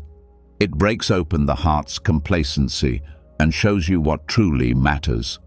This is not to romanticize loss, but to acknowledge that through sorrow, deeper wisdom can arise. By applying this truth, you transform grief from something that feels meaningless into something that teaches you about life's essence. This clarity does not make suffering pleasant, but it makes it bearable. Instead of resisting grief as if it should not exist, you hold it knowing it is part of the path. This shift turns grief from an enemy into a companion, harsh but honest. And in walking with this companion, you grow stronger, more compassionate, more awake. In this way, the first noble truth applied to bereavement is not a message of despair, but of reality. It tells you that grief is not failure, not punishment, not abnormal. It is life. And by accepting life as it is, with its sorrow as well as its joy, you begin to find peace in the very place you once thought peace was impossible. When we begin to understand the first noble truth as a mirror of life's nature rather than a sentence of despair, we gain the strength to face grief without denial. But seeing suffering clearly is only the beginning. The question then arises, how do we keep sorrow from swallowing us whole? The mind, left unchecked, spins endless stories, revisits every memory, predicts painful futures, and traps us in cycles of regret and longing. This is where mindfulness becomes medicine. By anchoring awareness in the present moment, mourning transforms from a spiral of torment into a path of steady healing. Mindful presence in grief does not mean trying to push sorrow away. It means staying with what is here now, instead of being lost in what has already passed or what may never come. When you lose someone, the mind is often dragged back into the past, replaying conversations, remembering small details, or wishing you could relive a moment one more time. Or it leaps into the future, worrying about how you will manage, fearing the weight of absence stretching endlessly ahead. Neither past nor future can be touched or changed. They are shadows of thought. The present moment, however, is real. In the present, you have breath. In the present, you have ground beneath your feet. In the present, you have the capacity to take one step, then another. This is where healing begins. Mindful mourning asks us to notice grief without adding extra layers. The ache in your chest is real, but the story that you will never feel peace again is not. The tear on your cheek is real, but the idea that you are broken forever is not. Presence teaches us to separate the raw experience of loss from the mind's endless narrative about it. This does not erase sorrow, but it keeps it honest. You feel sadness as sadness, not as 1,000 imagined futures piled onto it. This honesty lightens the burden. Anchoring in the present also prevents the numbness that often follows grief. When sorrow feels too large, the instinct is to shut down, to go on autopilot. But mindfulness brings attention even to the small details of daily life. The sound of water as you wash your hands, the feeling of air filling your lungs, the warmth of sunlight across your skin. These simple experiences, noticed fully, keep you connected to life. They remind you that even in the midst of mourning, moments of peace and beauty exist. You do not need to escape grief entirely to feel them. They live side by side with sorrow if you are awake enough to notice. Mindful presence also creates space for emotions to flow instead of being trapped. When you sit with grief, you allow it to rise and fall naturally, like waves on the shore. Suppression only buries it deeper, and indulgence only magnifies it. Presence finds the middle path. You acknowledge the feeling, you breathe with it, and you let it pass when it is ready. This practice prevents emotions from hardening into bitterness or despair. It gives them permission to move, to change, to evolve. The breath becomes an anchor in this process. Each inhale and exhale is a reminder that you are alive in this moment, that life continues even in loss. When the mind spins with regrets or fears, returning to the breath grounds you. It is not about making the pain vanish, but about creating steadiness. You cannot stop the storm of grief, but you can hold on to the breath as a rope that keeps you from being swept away. The body knows how to breathe, even when the heart feels shattered. Trusting this rhythm teaches you that you, too, can keep moving through sorrow. Mindful mourning also deepens awareness of impermanence. In grief, it can feel as if the pain will never end. But by paying attention, you notice that even sorrow changes. It may feel heavy one moment, lighter the next, sharp one day, dull the next. This constant shifting shows that grief, like all things, is impermanent. Seeing this directly helps you trust that while loss will always leave its mark, the intensity of pain will not remain fixed forever. Awareness of this change gives hope, not in the sense of pretending the loss did not matter, but in the sense of recognizing that healing is possible because nothing stays frozen. Another medicine of presence is the way it softens the tendency of the mind to compare. In grief, it is common to think of others who seem to be coping better, or to recall times when you felt stronger. These comparisons deepen suffering. Mindfulness cuts through by returning you to your own experience here and now. This moment is not about anyone else's path. It is about breathing with your own grief, your own heart. Staying present reminds you that healing does not follow another person's timetable, nor does it need to. It unfolds moment by moment, uniquely for you. Presence also nourishes gratitude, even within sorrow. When you stop running from grief and sit with it, you may begin to notice small sparks of thankfulness. Perhaps it is gratitude for having loved at all, gratitude for memories that remain, gratitude for the support of others, or even gratitude for simple life continuing around you. These moments of gratitude are not forced. They arise naturally when you are awake to the present. And they provide balance, reminding you that loss is not the only truth. Love, connection, and care are still present. The practice of mindful mourning also invites silence. Silence can feel uncomfortable at first, especially when grief makes the mind loud with thoughts. But when you allow silence, you begin to hear more clearly. the quiet pulse of your own heart, the subtle rise and fall of emotions, the depth of your longing. This kind of listening is medicine because it allows grief to express itself without needing to be fixed. It gives sorrow dignity, and within that dignity, healing slowly unfolds. By anchoring yourself in presence, you also avoid being trapped by regrets. The mind loves to revisit the past with guilt, things said or unsaid, actions taken or not taken. Mindfulness does not erase these regrets, but it prevents them from multiplying endlessly. You notice them as thoughts, not as truths written in stone. You breathe and you let them pass. This keeps you from being imprisoned by a past you cannot change. It reminds you that healing can only happen now, in this moment, not in endless reruns of what is gone.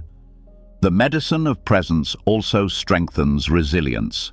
Each time you stay with grief without fleeing, you prove to yourself that you can bear it.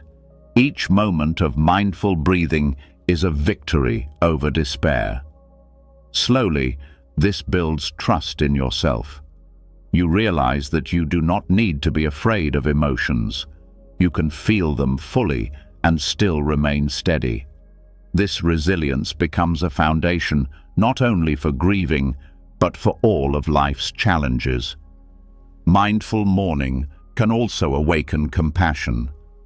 As you sit with your own pain, you become more aware of the pain of others. You recognize the universality of sorrow, and this recognition makes you gentler. Compassion becomes less of an effort and more of a natural response. The very act of being present with your own suffering makes you more capable of being present with the suffering of others. In this way, your grief becomes a teacher, not just for your own healing, but for the healing you can offer to others. Staying present also prevents grief from hardening into identity.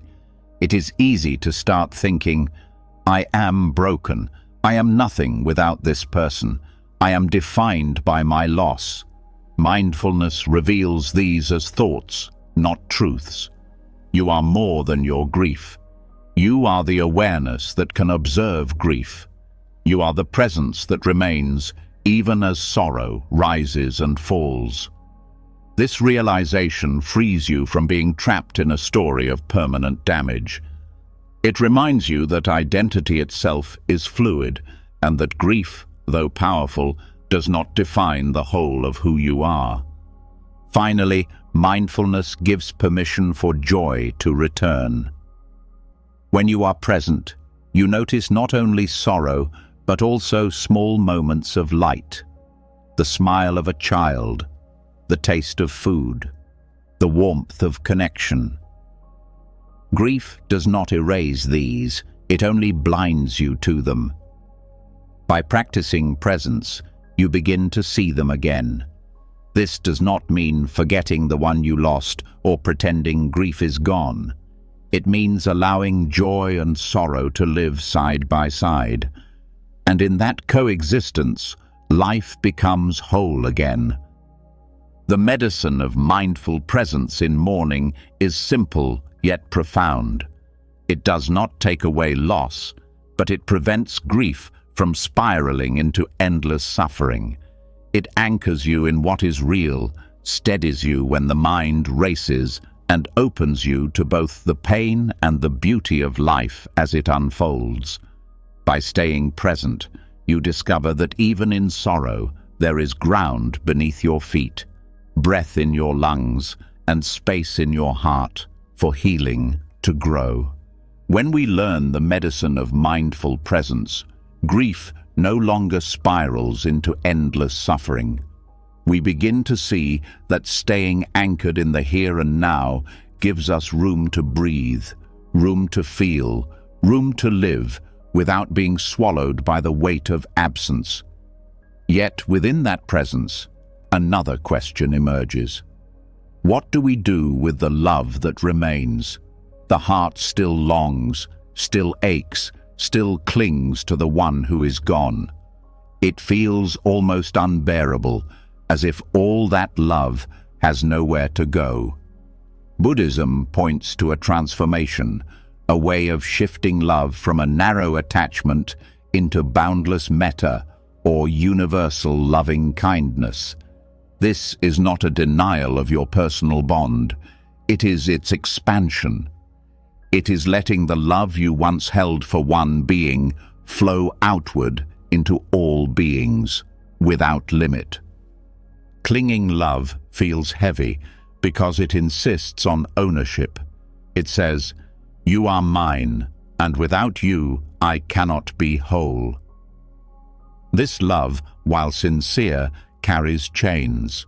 It ties our happiness to conditions we cannot control, and when those conditions change, the chains tighten, bringing suffering. Boundless metta, by contrast, is love without chains. It says, "May you be happy, may you be free, may all beings share in peace." It does not demand return. It does not demand permanence. It does not demand possession. It simply flows, like sunlight warming everything without discrimination. The shift from clinging love to metta does not happen overnight. It begins by recognizing the difference between love that binds and love that frees. Possessive love often hides fear, the fear of being alone, the fear of losing identity, the fear of emptiness. Metta arises when fear dissolves into compassion.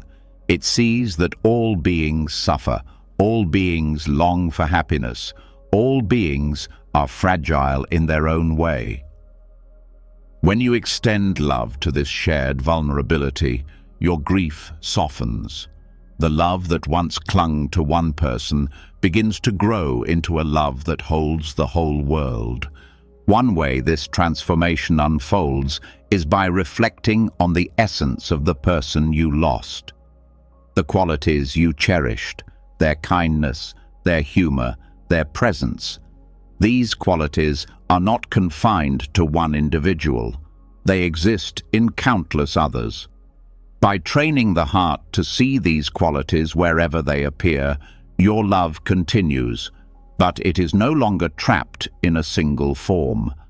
You might notice kindness in a stranger, laughter in a child, presence in a friend. Each recognition becomes a way of honoring the one you lost while expanding love beyond them. Metta also helps dissolve the bitterness of grief. When love clings, loss feels like robbery. But when love expands, loss becomes a channel.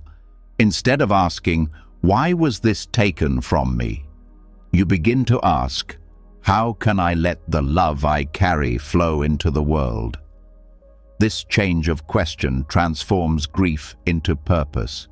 The energy of longing that once felt suffocating becomes fuel for generosity, for kindness, for connection. You discover that the love you thought was lost is still alive, not in the same form, but in the way it now moves through you. This practice also rewires how you see yourself. Clinging love often creates dependency. My identity rests on being someone's partner, someone's child, someone's friend. When that person is gone, the self feels shattered. Metta shifts the ground. It reveals that love is not something you lost, but something you are capable of giving endlessly.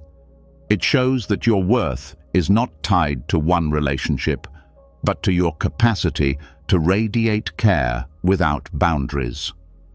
This realization is deeply healing. It reminds you that you are not empty. You are a vessel overflowing with love that can be shared again and again. Another aspect of this transformation is the dissolving of barriers. Clinging love draws a line. This one is mine, and others are outside.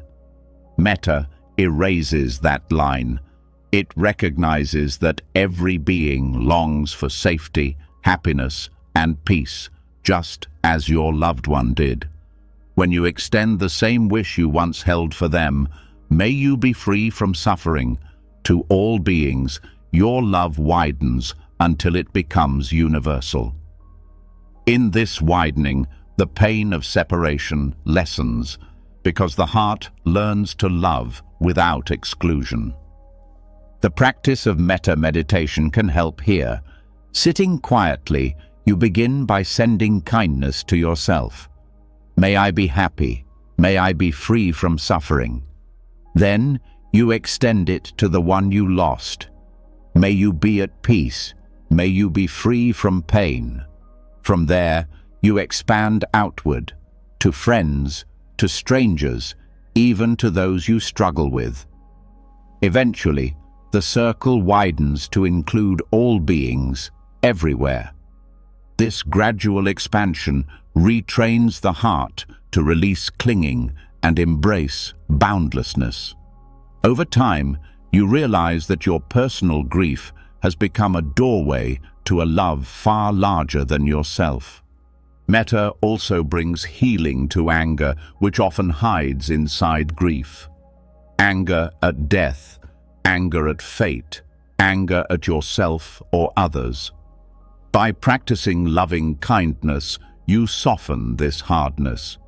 You recognize that anger itself comes from love disrupted.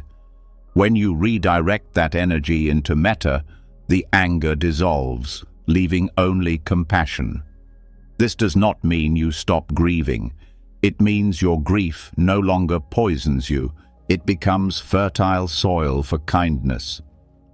Boundless love also shifts how you relate to the memory of the one you lost. Instead of freezing them in the past, you let their memory inspire you in the present. Each act of kindness you perform becomes a continuation of their presence.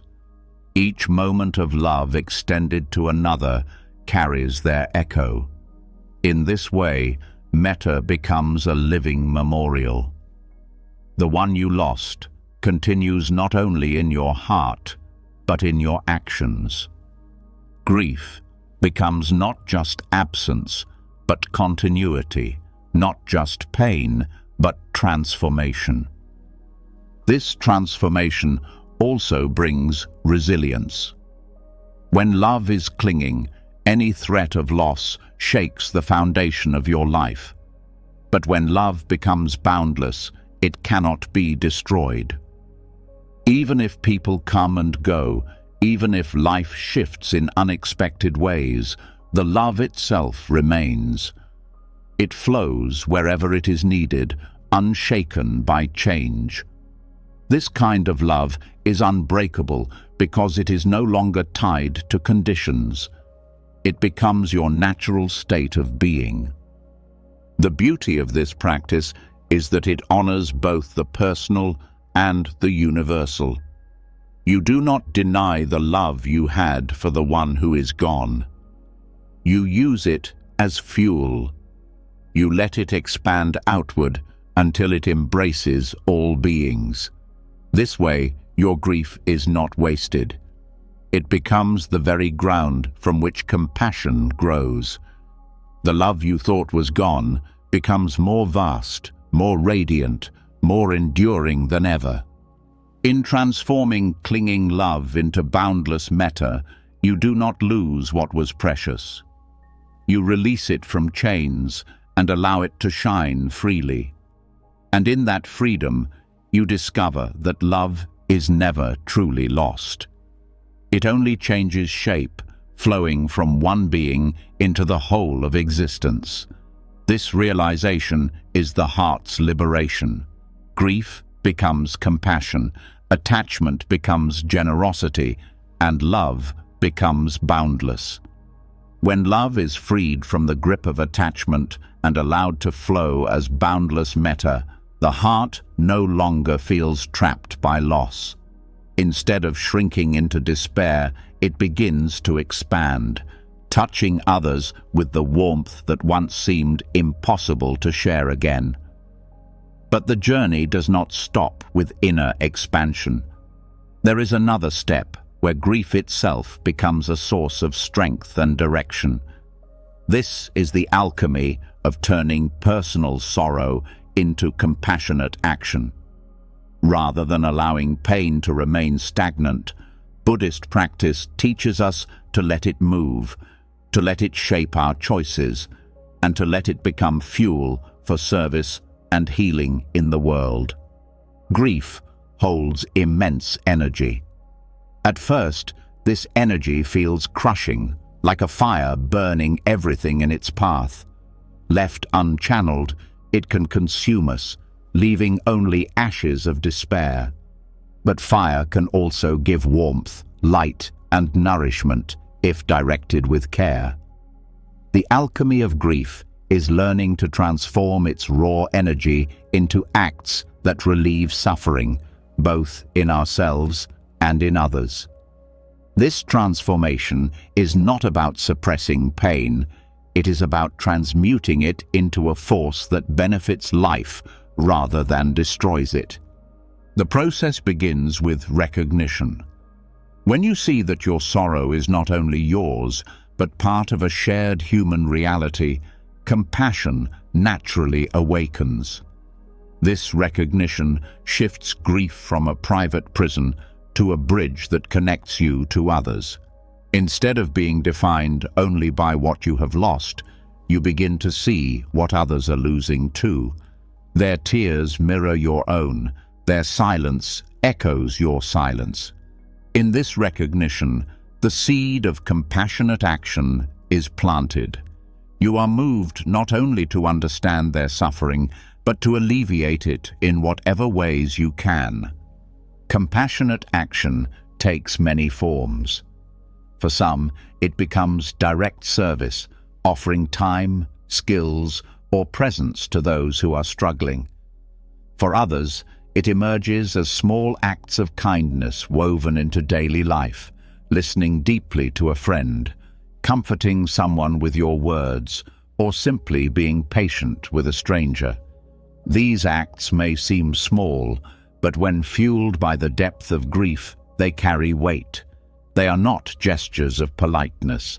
They are offerings from a heart that knows pain and refuses to let that pain harden into bitterness. Buddhist practice encourages us to see suffering not as something to be avoided, but as something that can guide us. The Buddha himself, upon seeing sickness, aging, and death, did not turn away. He allowed that recognition to shape his path. Likewise, when grief enters your life, you can let it shape your actions. Instead of asking only how to escape your sorrow, you ask how it might help you ease the sorrow of others.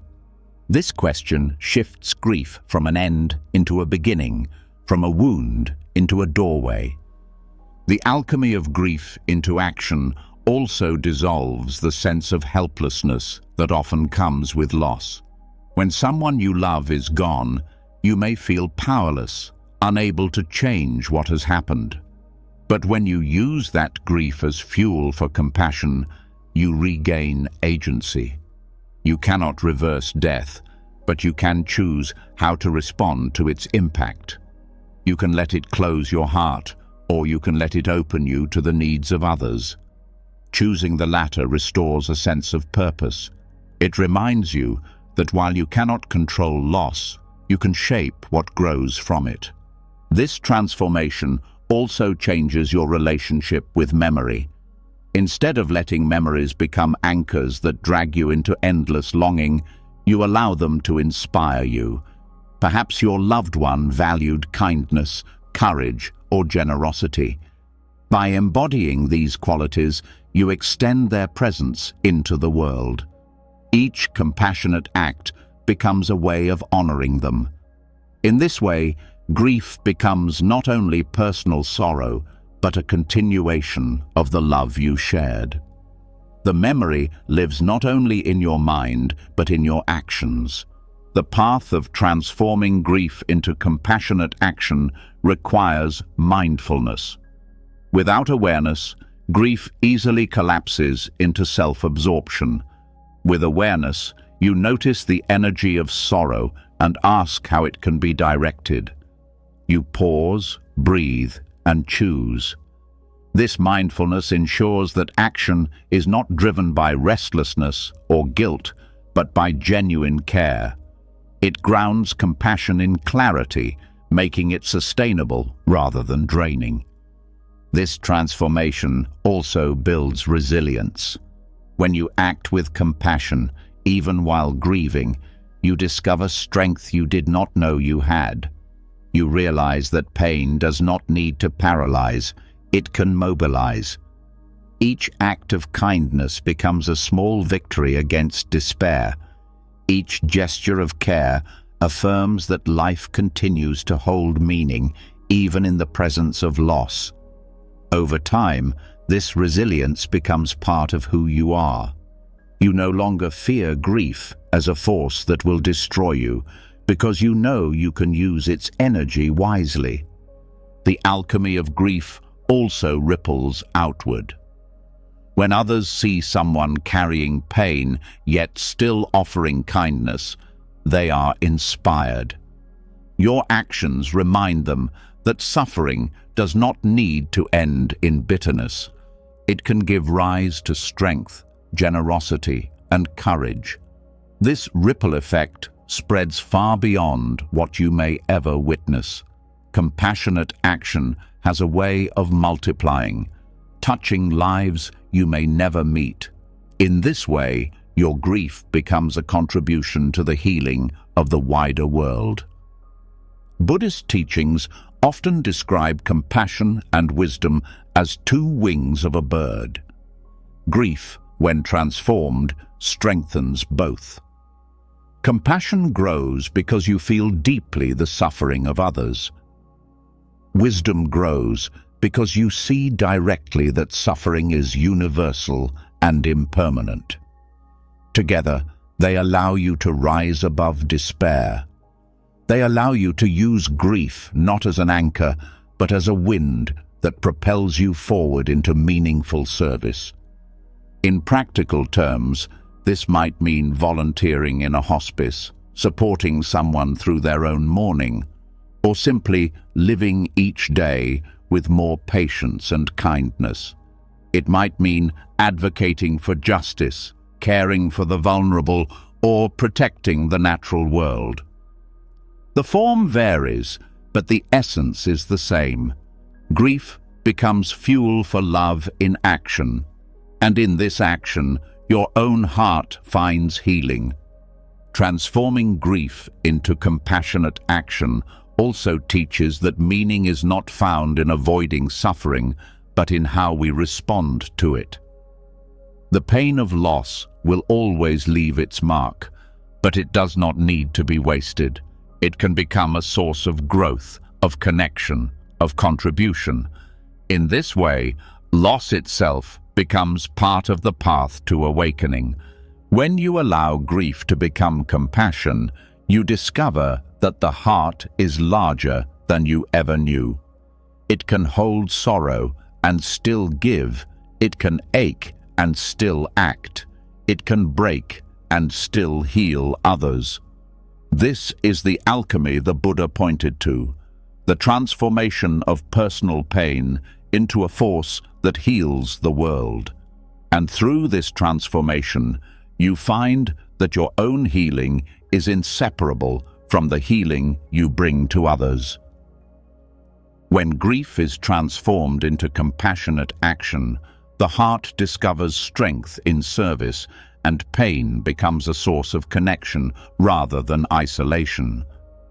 Yet even as action heals, there is another medicine often overlooked, one that does not come from doing, but from stillness.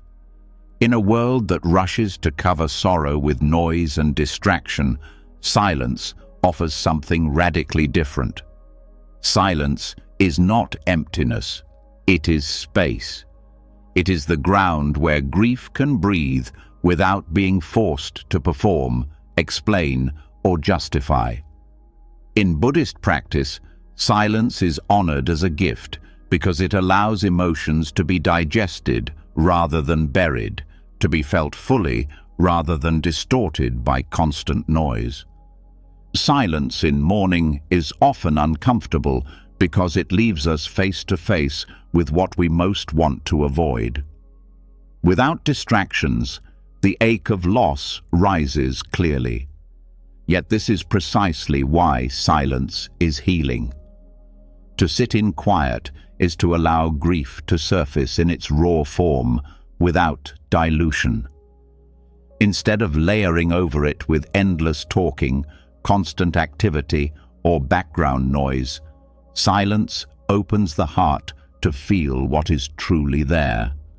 This direct contact with sorrow, though painful, is necessary for transformation. Without it, grief festers unprocessed, resurfacing later in heavier forms. In Buddhism, silence is not about absence, but about presence. When the chatter of the mind slows, what remains is awareness.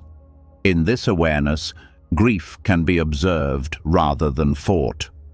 You begin to notice the rise and fall of emotions, the shifts in your body, the ebb and flow of tears. These observations, made in silence, create understanding.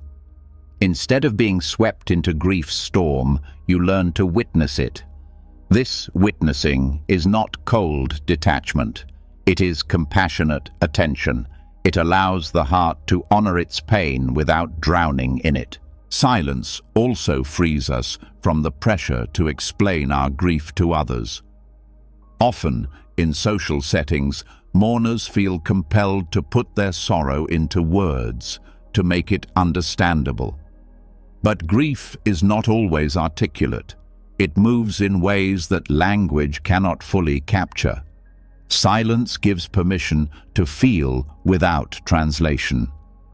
It respects the inexpressible nature of loss. In this respect, silence itself becomes a form of truth-telling. It acknowledges that some wounds are too deep for words. In the grieving process, silence creates space for memory to arise gently. Instead of forcing remembrance through conversation or clinging to photographs, silence allows memories to surface naturally. Some may be tender, others painful, but all are part of the tapestry of love and loss. This quiet remembering honors the person who is gone without trying to freeze them in time. It lets them live in the subtle rhythms of the heart, where words are unnecessary. Silence also reveals the body's role in mourning. When you stop filling every moment with activity, you notice how grief lives in the body, the heaviness in the chest, the fatigue in the limbs, the tension in the jaw. These signals, often ignored in constant distraction, are honored in silence.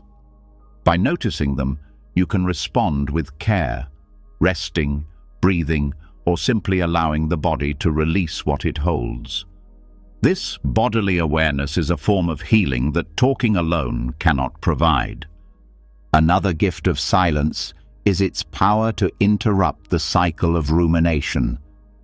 Grief often fuels repetitive thoughts, replaying the last moments, questioning what could have been done differently, fearing the future without the loved one. These thoughts can become endless loops. Silence, practiced mindfully, interrupts this loop. In the stillness, you return to the simplicity of breath, to the presence of now. The mind may wander, but silence teaches you to return again and again, preventing grief from spiraling into mental suffering. In Buddhist monasteries, silence is cultivated deliberately through practices such as noble silence. This is not just the absence of speech, but a commitment to inner quiet. Monks refrain from unnecessary words to deepen awareness and to honor the sacredness of each moment. For mourners, adopting even brief periods of noble silence can bring similar clarity. It strips away distractions and reveals what lies beneath, the heart longing for peace. Silence also deepens compassion. When you sit quietly with your own grief, you begin to sense the grief of others more profoundly. The silence becomes a mirror, reflecting the universality of sorrow. You realize that countless others are also sitting with their own losses, perhaps at this very moment. This recognition turns your silence into solidarity, a quiet connection with unseen companions on the path of loss. In daily life, silence can be cultivated through small practices, turning off the television, putting down the phone, sitting alone with a candle, or simply breathing without distraction. These practices may seem simple, yet they carry immense power. They create pockets of stillness where the heart can soften. Over time, these pockets expand, becoming sanctuaries of healing within the chaos of daily life. Silence also invites insight. In the quiet, thoughts settle like sediment in water, and clarity rises. You may begin to see patterns in your grief, understand emotions more deeply, or notice wisdom that was hidden beneath the noise. These insights are not forced. They emerge naturally when the mind is given space. They help you see loss not only as pain, but as teacher, offering lessons about impermanence, love, and resilience. There is also a spiritual dimension to silence.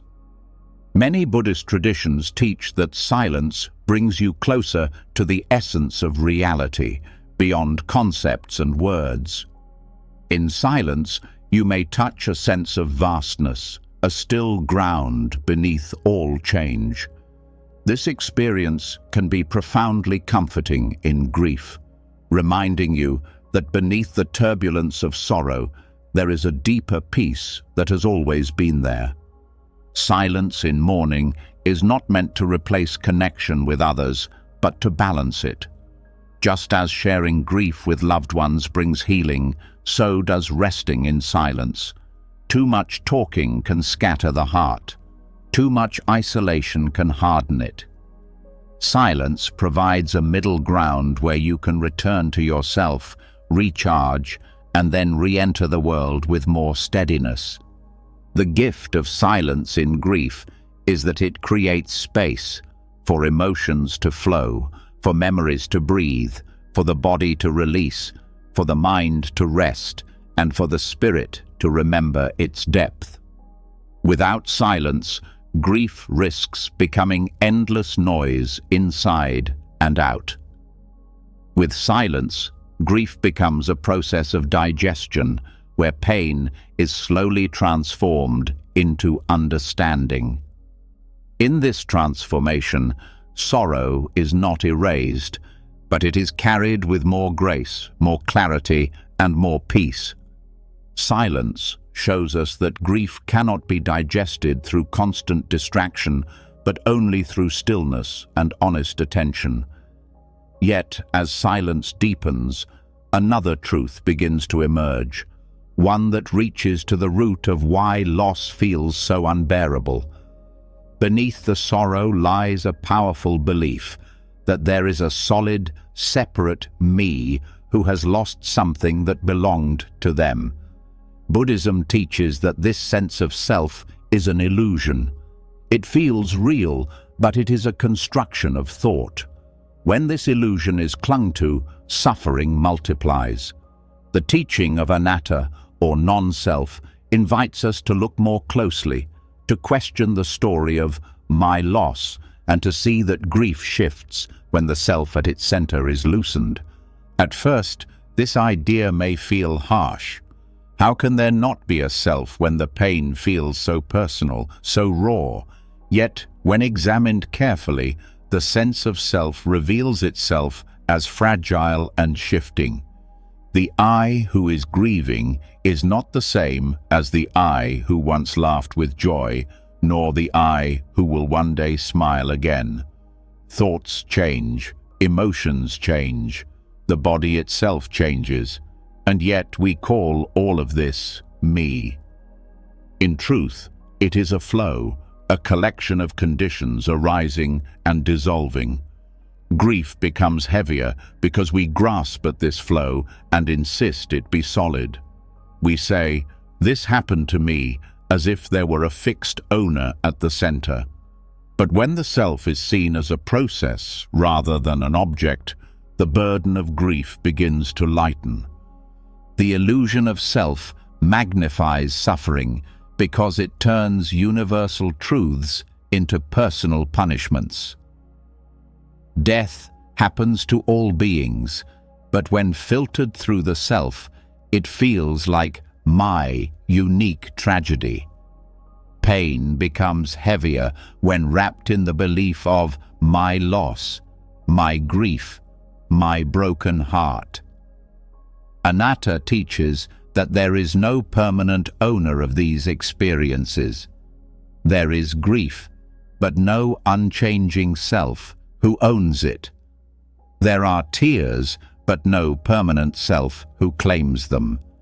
There is sorrow, but it passes through ever-shifting conditions of body and mind. Seeing this does not erase pain, but it changes its weight. It becomes an event in the flow of existence, not an identity to cling to. This perspective can be freeing. When you drop the illusion of self, loss is no longer something that defines you forever.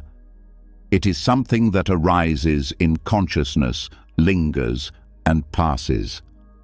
Just as waves appear and disappear in the sea, grief arises and fades in awareness. You are not the wave, you are the sea that holds it. The wave of sorrow is temporary, but the awareness that sees it is vast and unbroken. Resting in that awareness allows you to hold grief without drowning in the story of I and mine. Non-self also reshapes the way we hold relationships. We often think of others in terms of possession: my mother, my partner, my friend. When they are gone, the self feels robbed. But in truth, those beings were never possessions. They were flows of changing conditions, intersecting with your own flow for a time. Their presence was a meeting, not ownership. To see this is to let love transform from clinging into appreciation.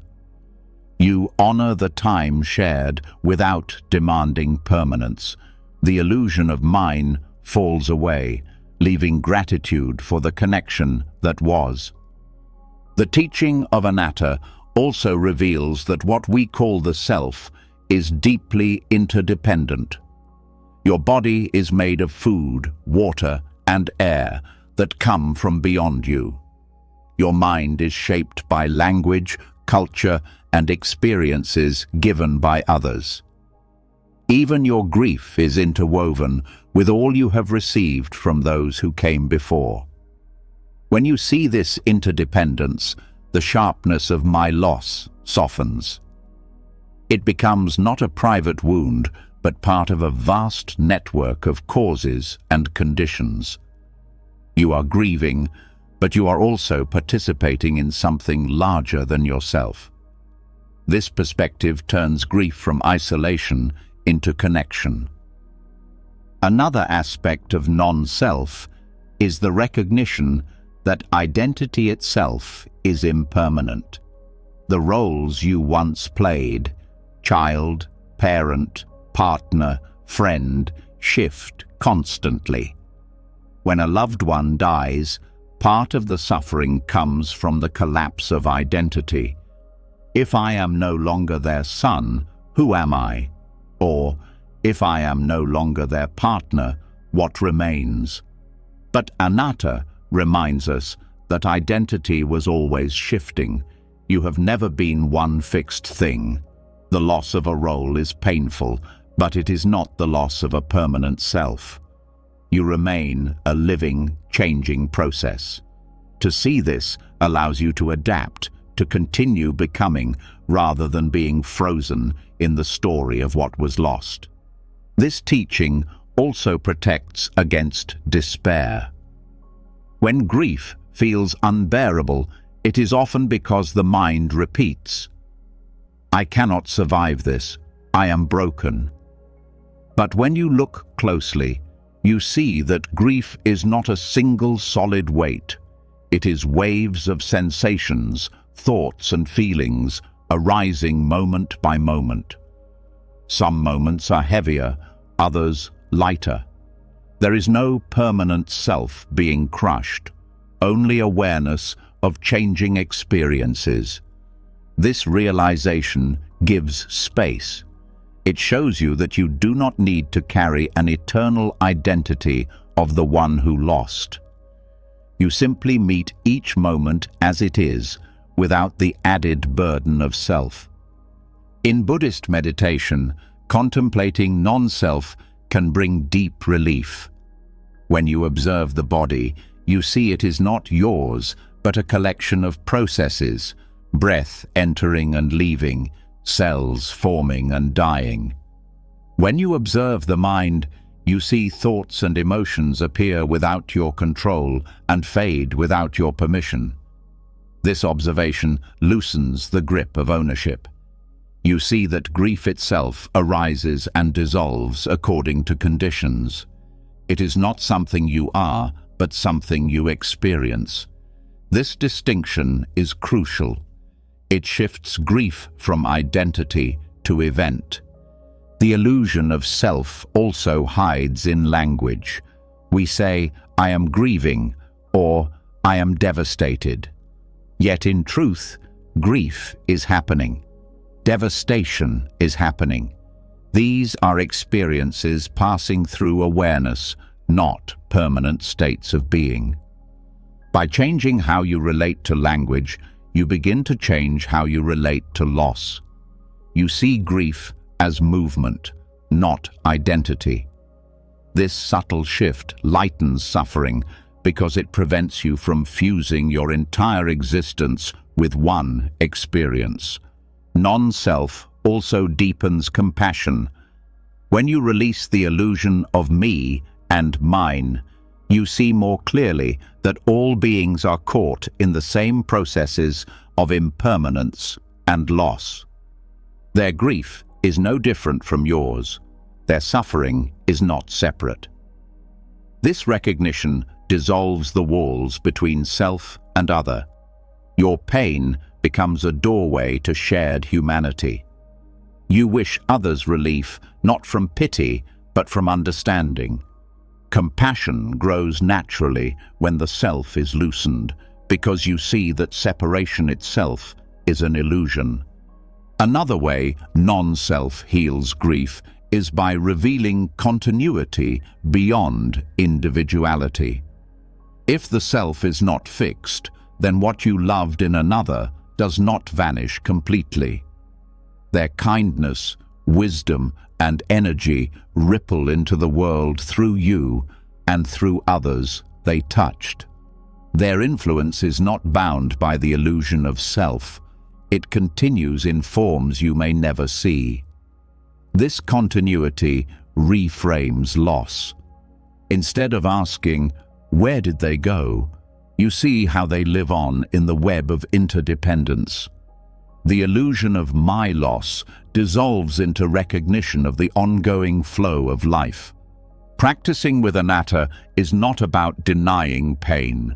It is about loosening the frame that makes pain heavier.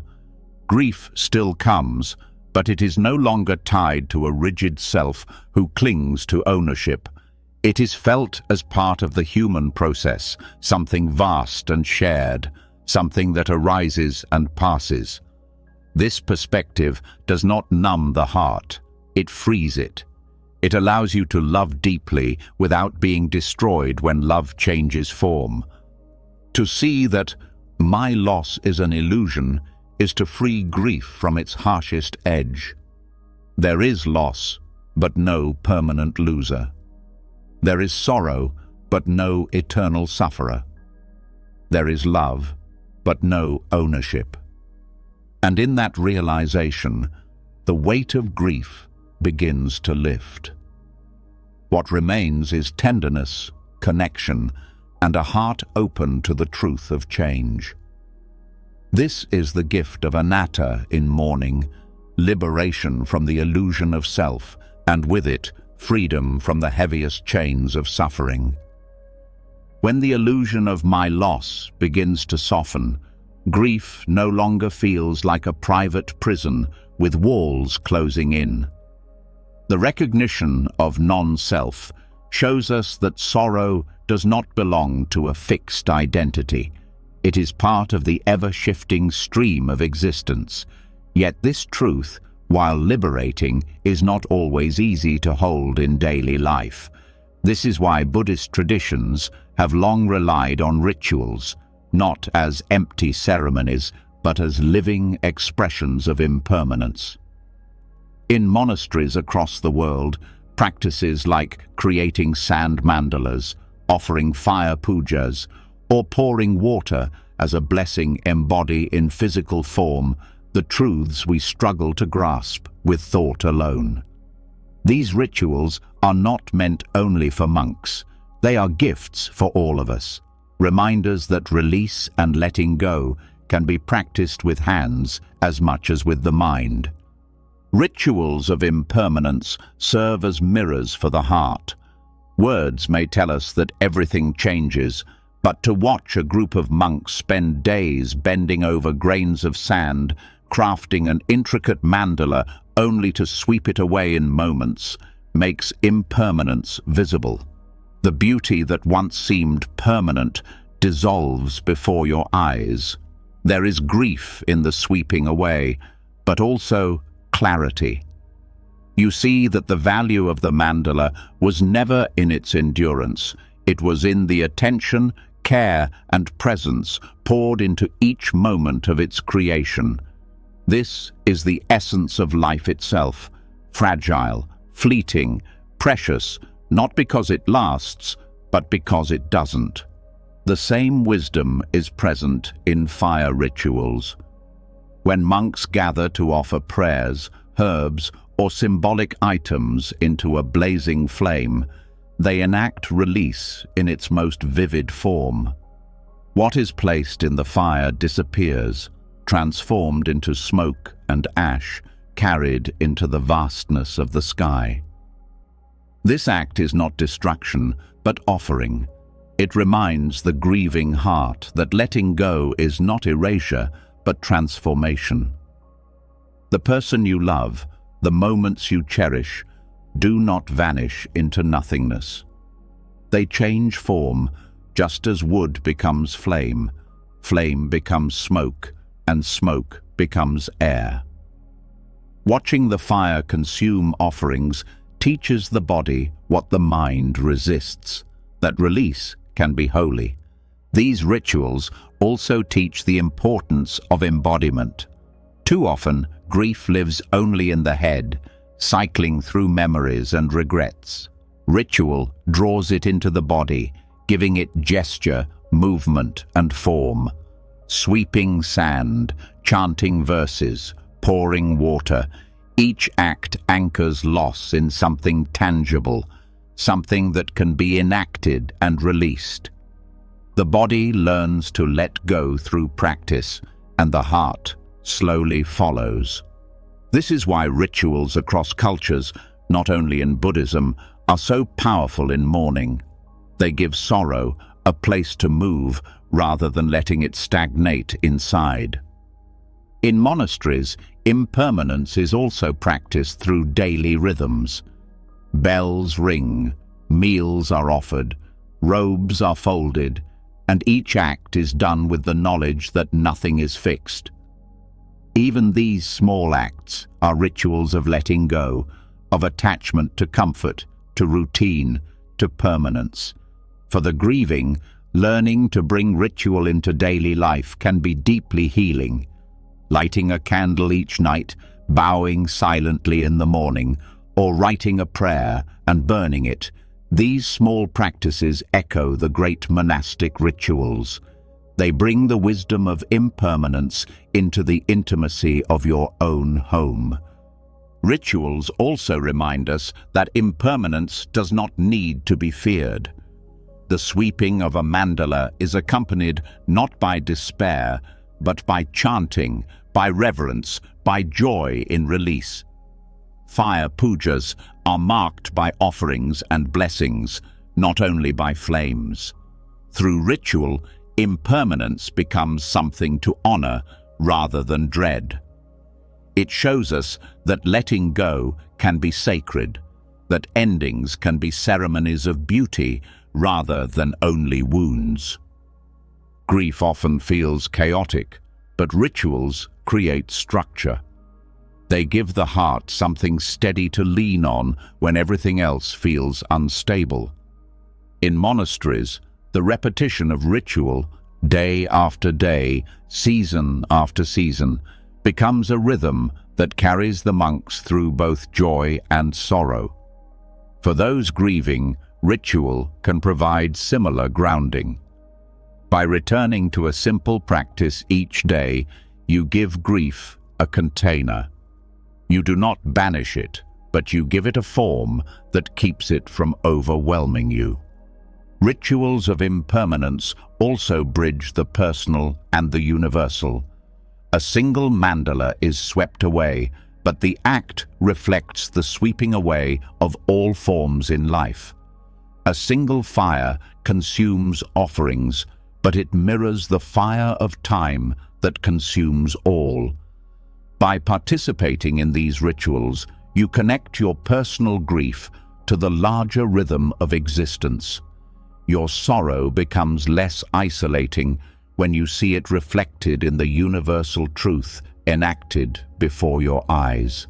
There is also beauty in the communal aspect of these rituals. In monasteries, they are rarely done alone. Monks gather, chant, and move together. This shared practice transforms impermanence from a solitary burden into a collective truth. For the grieving, joining in ritual with others can ease the loneliness of loss. Whether it is a group prayer, a shared silence, or a simple meal offered in memory, ritual practice together reminds you that you are not the only one walking through change. In the presence of ritual, grief becomes less of a private ache and more of a sacred passage. It teaches you that loss is not a mistake, but a natural rhythm to be honored. Rituals of impermanence give you a way to embody letting go, to practice it with hands and breath until the heart can join. They are not meant to erase pain, but to guide it, to shape it, to transform it into reverence. Through these traditions, the wisdom of impermanence moves from concept into lived truth. And once you have touched that truth in ritual, you can begin to carry it into every moment of your life. Rituals of impermanence in monasteries show us that grief can be given form, honored, and then released. They remind us that even endings can be sacred if we learn to engage them with presence and reverence. Yet beyond ritual lies another dimension of practice, the recognition that grief itself can be a path of training.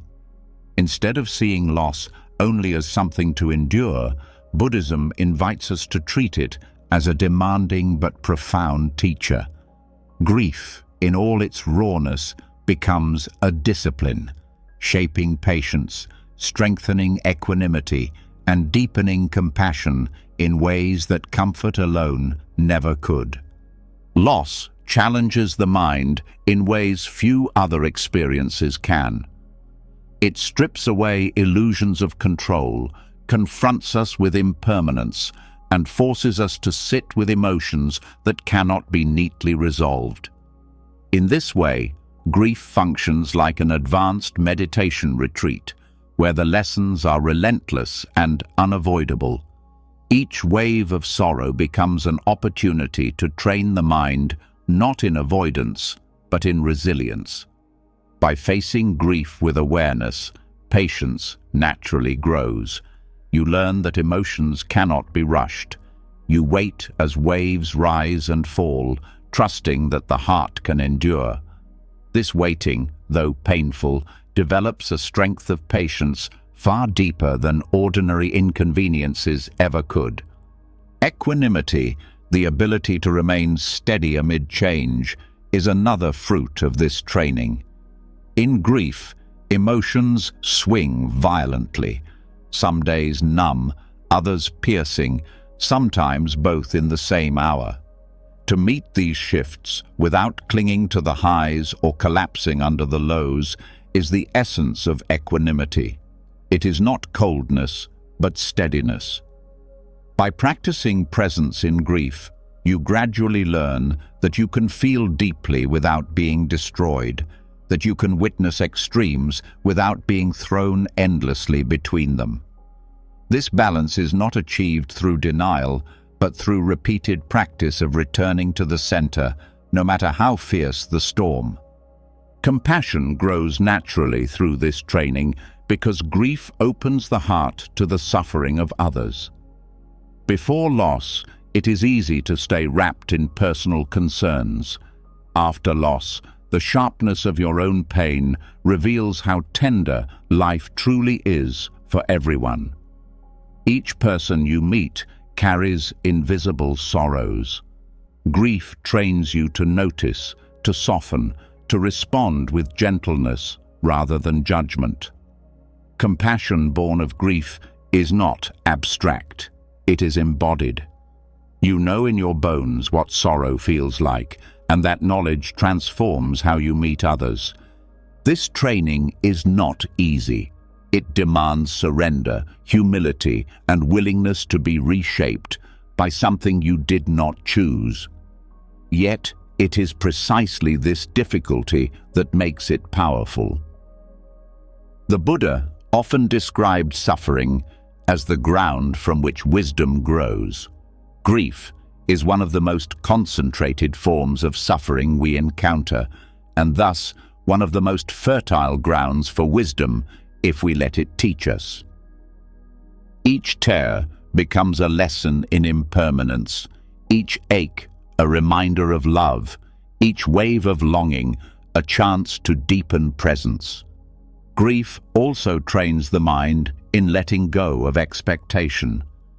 Before loss, we often carry unconscious assumptions that life will unfold in certain ways, that loved ones will be there tomorrow, that the ground beneath us is secure. Loss shatters these assumptions. The mind resists, searching for stability where none exists. But through grief, the mind slowly learns a new stability, not in external conditions, but in inner acceptance. This shift is profound. It reorients you from trying to control life to learning to meet it as it is. This training also strengthens honesty. Grief does not allow pretense for long. It strips away masks and reveals what is raw and real. To sit with grief is to sit with truth, however uncomfortable. Over time, this develops the courage to be honest with yourself and with others. You learn not to cover pain with false smiles, not to avoid hard conversations, not to live superficially. Grief trains you to value authenticity because you know firsthand how fragile time is and how precious honesty can be. In Buddhist terms, grief can also be seen as a practice in non-attachment. The heart longs to hold what is gone, yet reality refuses. Each moment of clinging deepens pain, and each moment of release brings relief. By moving through this cycle again and again, the mind learns viscerally what teachings often say in words. Attachment leads to suffering. Release leads to peace. This is not learned intellectually, but in the body, in the chest that aches when clinging and softens when letting go. Grief teaches non-attachment in the most intimate way possible. Patience, equanimity, compassion, honesty, and non-attachment. These are not small qualities. They are the foundations of wisdom. And grief, though unwanted, provides one of the most direct paths to them. This reframing changes how we hold sorrow. Instead of treating it only as a wound, we treat it as a teacher. Instead of asking only how to get rid of it, we ask what it has to teach. This shift does not make grief easy, but it gives it meaning. It turns pain into practice. Grief as mind training also shows us the depth of our resilience. Each day you wake up and continue breathing, even when the heart feels heavy, is a form of training. Each time you allow yourself to cry without collapsing, you strengthen endurance. Each time you offer kindness, even while hurting, you prove the capacity of the heart to hold both sorrow and love. These small victories accumulate, shaping a mind that is more stable, more open, more alive. In the end, grief is not something we master, but something that reshapes us. Its lessons are carved slowly, often painfully, but with each carving, the heart becomes larger. The patience it builds allows you to endure life's changes. The equanimity it teaches keeps you steady amid storms. The compassion it awakens connects you to others more deeply than ever before. And in this way, grief, though bitter, becomes a form of training, refining the mind, shaping the heart, and leading you closer to wisdom.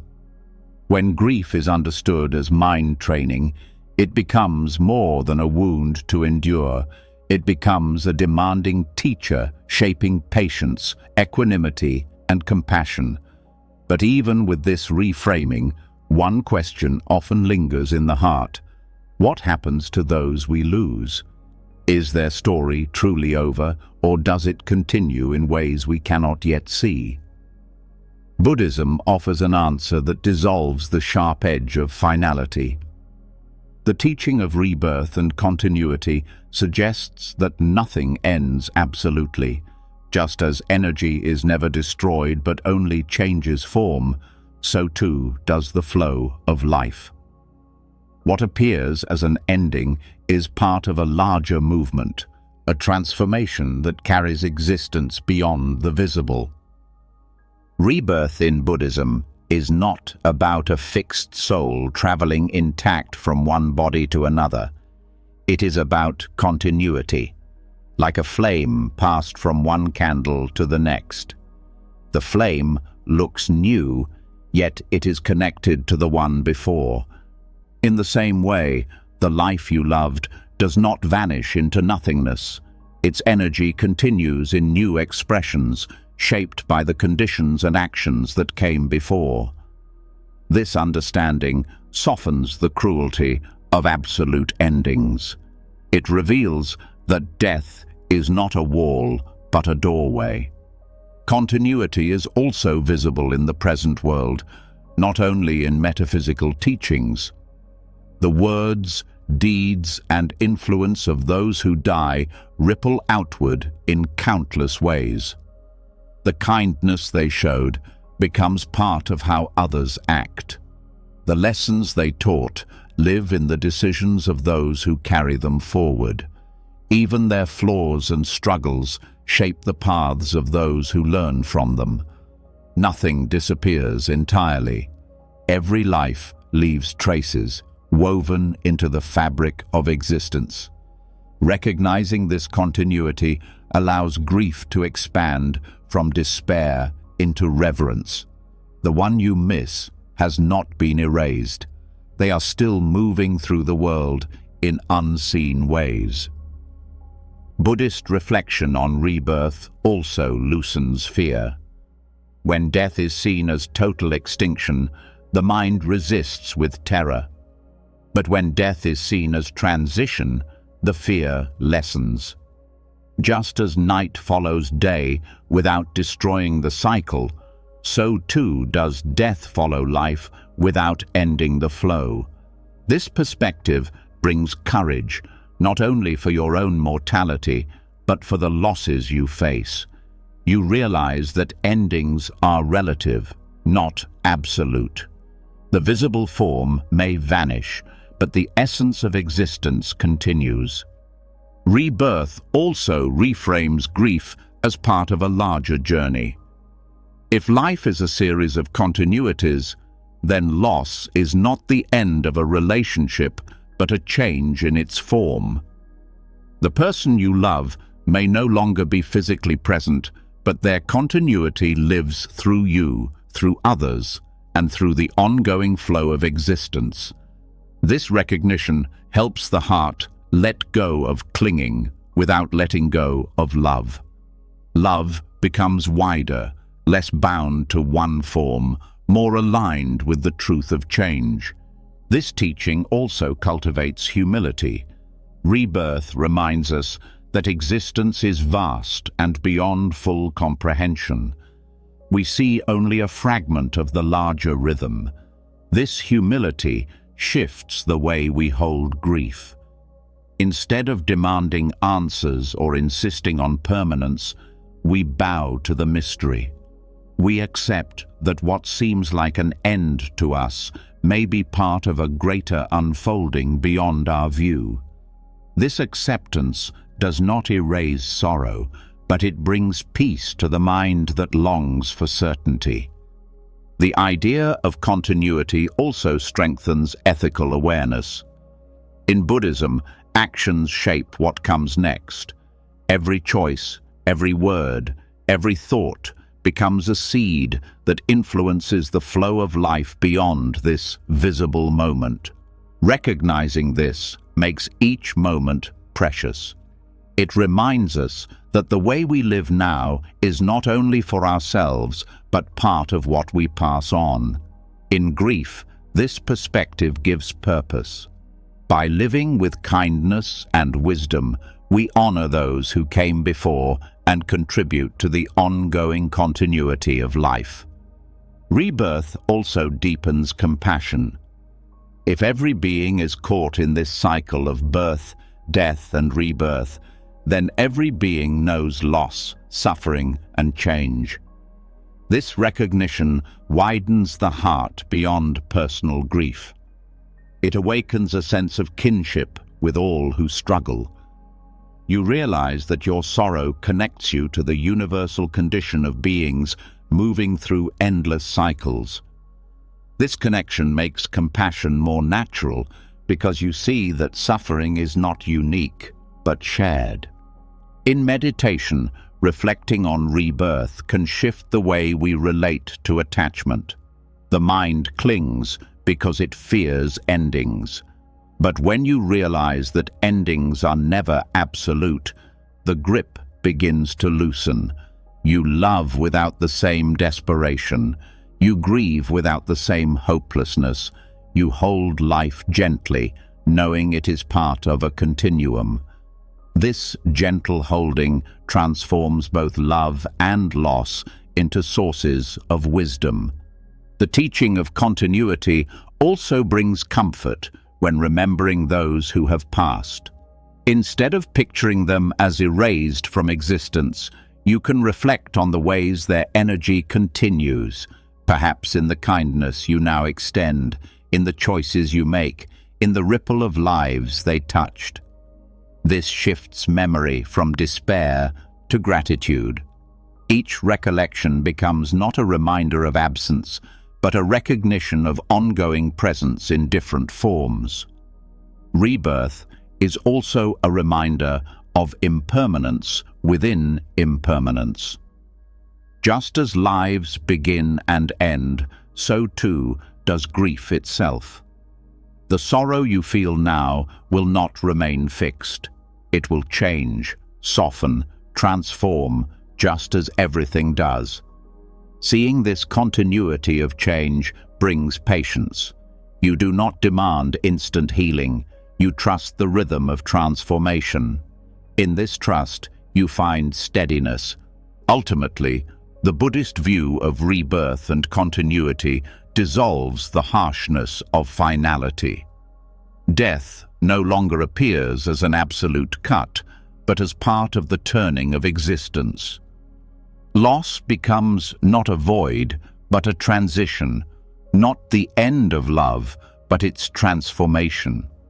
To see this is to grieve without despair, to mourn with wisdom, and to find peace in the rhythm that carries all beings forward. When we reflect on rebirth and continuity, the heart softens toward the truth that nothing ends absolutely. The person we love does not vanish into a void, but continues in ways both visible and hidden, woven into the ongoing rhythm of existence. Yet, even with this understanding, grief can still feel heavy, and the human heart longs not only for philosophy, but for comfort, for a sense of presence that can hold us when sorrow feels unbearable. This is where the bodhisattvas enter the path of mourning. In Mahayana Buddhism, the bodhisattvas are beings who embody compassion and wisdom so vast that they vow to remain with all living beings until every last one is free from suffering. Among them, Avalokiteshvara, the bodhisattva of compassion, is invoked as a source of solace, strength, and unshakable care. To call on Avalokiteshvara in times of grief is not about escaping reality, but about feeling supported within it. The heart imagines a presence so compassionate that it hears the cries of the world, and in that imagination, or rather in that deep inner resonance, something shifts. Grief no longer feels like a solitary burden carried alone.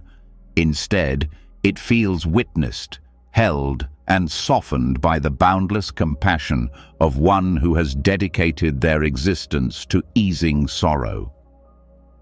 For countless practitioners, chanting the name of Avalokiteshvara or visualizing the bodhisattva's form becomes an anchor in mourning. The sound of the sacred syllables, the vision of infinite compassion, remind the grieving heart that even in pain, one is not abandoned. The role of the bodhisattva in loss is also symbolic of what awakens within us. Avalokiteshvara does not stand apart, handing out comfort from some unreachable place. The bodhisattva of compassion represents the seed of compassion already present within every heart.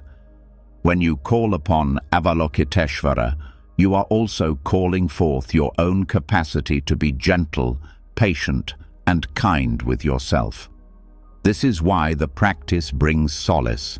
It is not only an external prayer, but an inner awakening. The very act of invoking compassion invites compassion to rise in you, to hold your grief without judgment, to let tears flow without shame, and to remind you that tenderness is strength. Bodhisattvas also reframe the meaning of grief. Instead of being a weight that isolates you, grief becomes an opportunity to join in the vow of compassion. When you see your suffering mirrored in Avalokiteshvara's great vow to hear the cries of all beings, you realize that your pain is not meaningless. It is part of the larger tapestry of suffering that the bodhisattvas dedicate themselves to healing. This recognition turns grief into connection, into solidarity with all who mourn. into a reminder that your sorrow places you within the embrace of universal compassion. Invoking Avalokiteshvara also works through ritual and imagery. Visualizations often depict the bodhisattva with 1,000 arms, each hand holding an eye, ready to reach in all directions to relieve suffering. For someone grieving, this image is deeply powerful. It says, no matter how many beings cry out, compassion has the capacity to hear and respond. Your grief is not too small to be noticed, nor too vast to be held. The image itself becomes medicine, planting in the mind the assurance that compassion is limitless and always available. The bodhisattva's role also includes giving courage. In grief, fear often arises, the fear of facing the future alone, the fear of forgetting, the fear of losing oneself in sorrow. To contemplate Avalokiteshvara is to remember that compassion carries courage within it. Gentle as it feels, compassion is not fragile, it is resilient. It does not turn away from suffering, but walks directly into it. When you connect with that energy, you borrow its strength. You realize you too can face sorrow with courage, not by denying it, but by walking through it with the steady support of compassion. The practice of invoking a bodhisattva also breaks through the loneliness of grief. Even when surrounded by people, loss can feel isolating. The presence of Avalokiteshvara counters this isolation with the sense of being accompanied. Whether through chanting Om Mani Padme Hum or sitting in silent meditation with the bodhisattva's image in mind, practitioners often feel a quiet companionship. This companionship is not about physical presence, but about resonance. Knowing that compassion itself is with you, that you are not unseen, not forgotten, not abandoned. Importantly, the bodhisattva's comfort does not replace the work of grief. It supports it. Avalokiteshvara does not remove sorrow, but helps you hold it with gentleness. This distinction matters. Grief is not something to be erased, but something to be carried wisely. The bodhisattva of compassion provides a way to carry it without collapse, to soften the sharp edges, to find dignity in mourning. This is why Buddhist practice does not say, forget, but says, be held, be supported, and in being supported, allow love to expand. In this way, Avalokiteshvara is not only a figure of devotion, but also a mirror of possibility. The comfort felt from invoking this bodhisattva points us back to our own potential for boundless compassion. The more we call upon Avalokiteshvara, the more we recognize that the same qualities exist within us. Slowly, grief teaches us not only to seek compassion, but to become it, for ourselves and for others. This is the deeper role of the bodhisattva in mourning, to awaken the bodhisattva in each of us. Thus, the solace Avalokiteshvara offers is both external and internal, both symbolic and practical.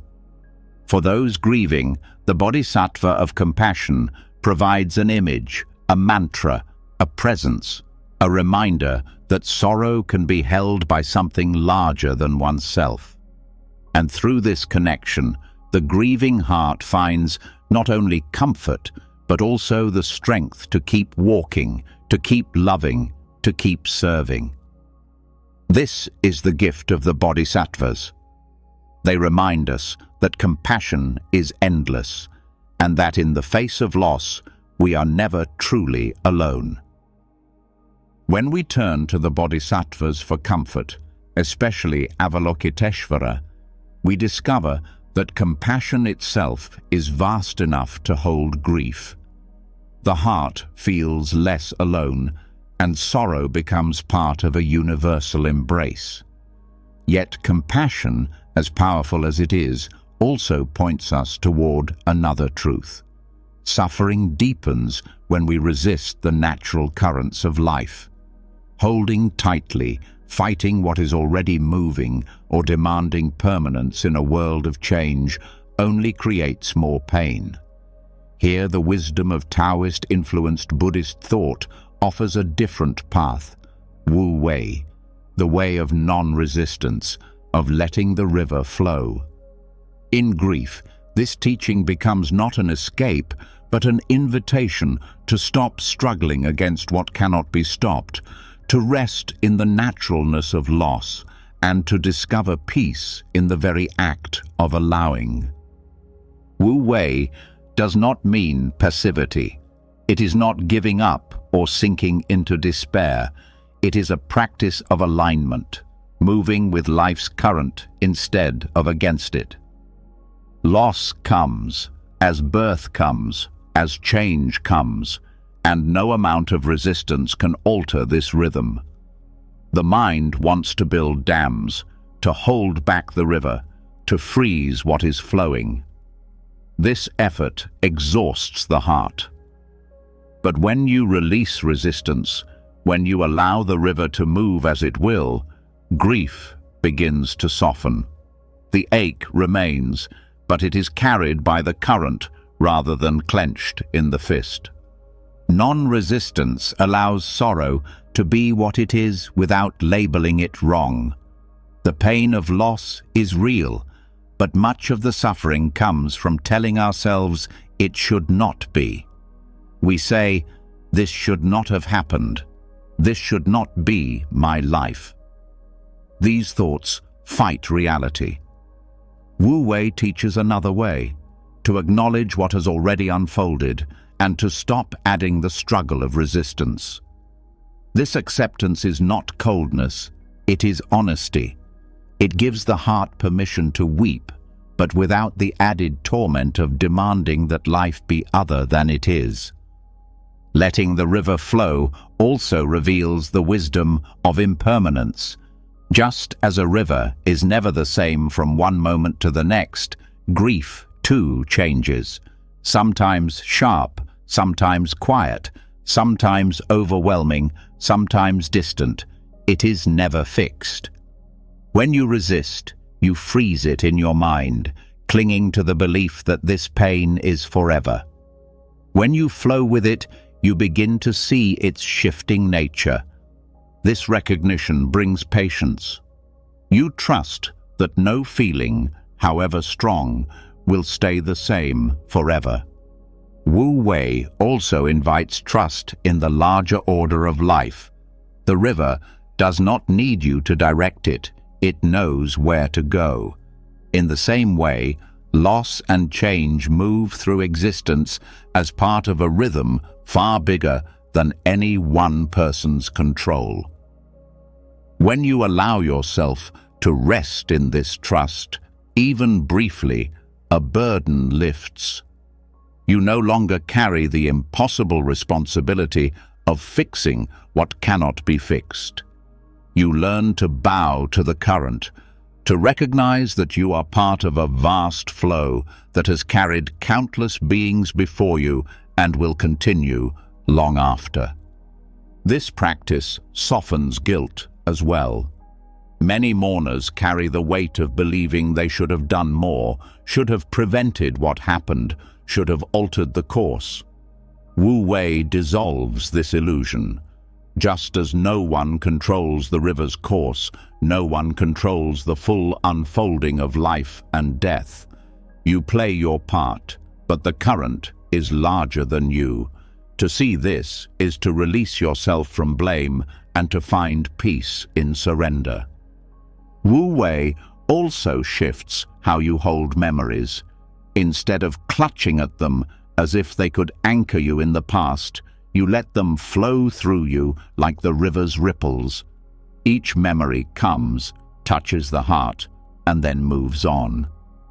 This practice prevents memories from becoming prisons. They remain tender, sometimes painful, sometimes sweet, but they are allowed to move, to breathe, to transform. Non-resistance also teaches how to hold emotions. When grief rises, the instinct is often to push it away or to drown in it. Wu Wei offers a middle path. Let it pass through. If anger comes, let it come, knowing it will go. If sorrow comes, let it come, knowing it will go. If even moments of joy return, let them come without guilt, knowing they too will go. By flowing with emotions instead of resisting them, you find balance. The river carries all waters, calm and turbulent alike, and still continues its path. In daily life, this teaching can be practiced in simple ways. When grief tightens in your chest, breathe with it instead of fighting it. When memories return, allow them to touch you without demanding they stay. When tears rise, let them fall without judgment. Each of these small acts is Wu Wei in practice, an act of letting the river carry what you cannot hold forever. This approach also nurtures humility. Resistance often comes from the illusion of control, from believing life should bend to our will. Wu Wei humbles us by reminding us that life flows according to its own nature. This humility is not defeat, but liberation. It frees you from the exhausting struggle of trying to master what is unmasterable. It allows you to live with more ease, more patience, and more grace. Ultimately, letting the river flow turns grief from an enemy into a companion. You stop fighting it as a curse and start walking with it as part of the journey. The pain remains, but it no longer feels like punishment. It feels like part of the current that carries all beings forward. By surrendering to this flow, you discover a peace that resistance could never give. In this way, Wu Wei becomes more than philosophy. It becomes a practice of healing. To let the river flow is to allow life to be what it is, to stop exhausting yourself in battle with reality, and to find freedom in surrender. This does not erase grief, but it transforms how you carry it. You are no longer dragged under by the current. You are floating within it, held by the naturalness of loss, moving gently toward peace. Letting the river flow through Wu Wei teaches the heart the freedom of surrender, showing that loss becomes less suffocating when we no longer fight the natural currents of life. Yet there is a truth even subtler than non-resistance, a wisdom that does not only accept the flow, but rests completely in the nature of things as they are. In Buddhism, this is called tathata, suchness. To experience suchness is to encounter reality directly, without distortion, without clinging, without resistance. When grief arrives, the mind often overlays it with endless stories. This should not have happened. My life is ruined. I cannot survive this. These stories amplify pain. The wisdom of suchness cuts through them. It invites us to see loss simply as it is, raw and unadorned, without adding what does not belong. Suchness does not deny emotion. It allows sorrow, longing, and love to be felt fully. But it strips away the unnecessary suffering born from fighting reality. To say, "My loved one should not have died," is to resist what is already true. Suchness replaces this resistance with direct seeing. They have died, and I feel sorrow. This simple, honest acknowledgement is powerful. It transforms grief from a tangled web of resistance into a clear experience. The pain remains, but the extra weight of denial and protest is removed. Living in suchness also brings clarity to the heart. Endings are often clouded by confusion, by the mind's desperate attempt to rewrite the past or control the future. When you rest in suchness, you meet only what is present. The stillness of this meeting reveals a spaciousness within grief. The sorrow is there, but so is the breath, so is the moment, so is life continuing. You realize that even within loss, reality is not only pain, it is a vast tapestry of presence. This way of seeing also awakens humility. Suchness shows us that life is not obligated to match our desires. It is as it is. The heart may want permanence, but reality offers impermanence. The mind may want answers, but reality often offers mystery. To rest in suchness is to bow to this truth, to stop demanding that life conform to what we wish. This bow is not defeat, but freedom. It frees you from the exhausting struggle to reshape what cannot be reshaped. Suchness also dissolves illusion. Much of suffering comes from clinging to ideas about how things should be. Ideas about yourself, about others, about life.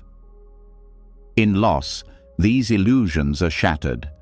But instead of despairing, suchness teaches us to see clearly. It says, "The person you loved was never permanent. They were always changing, always fragile, always passing through, as are you." This seeing may sting, but it also liberates. It reminds you that love was precious precisely because it was never guaranteed. The practice of experiencing suchness also strengthens presence. To meet reality as it is requires being here, now, not lost in stories of past or future. Grief often pulls the mind away, into regret, into fear, into longing. Suchness returns you to this breath, this step, this tear. In this presence, the heart discovers it can endure. You do not need to solve the whole of grief, you only need to meet this moment as it is. This is the medicine of suchness, one step, one breath, one truth at a time. There is also tenderness in suchness.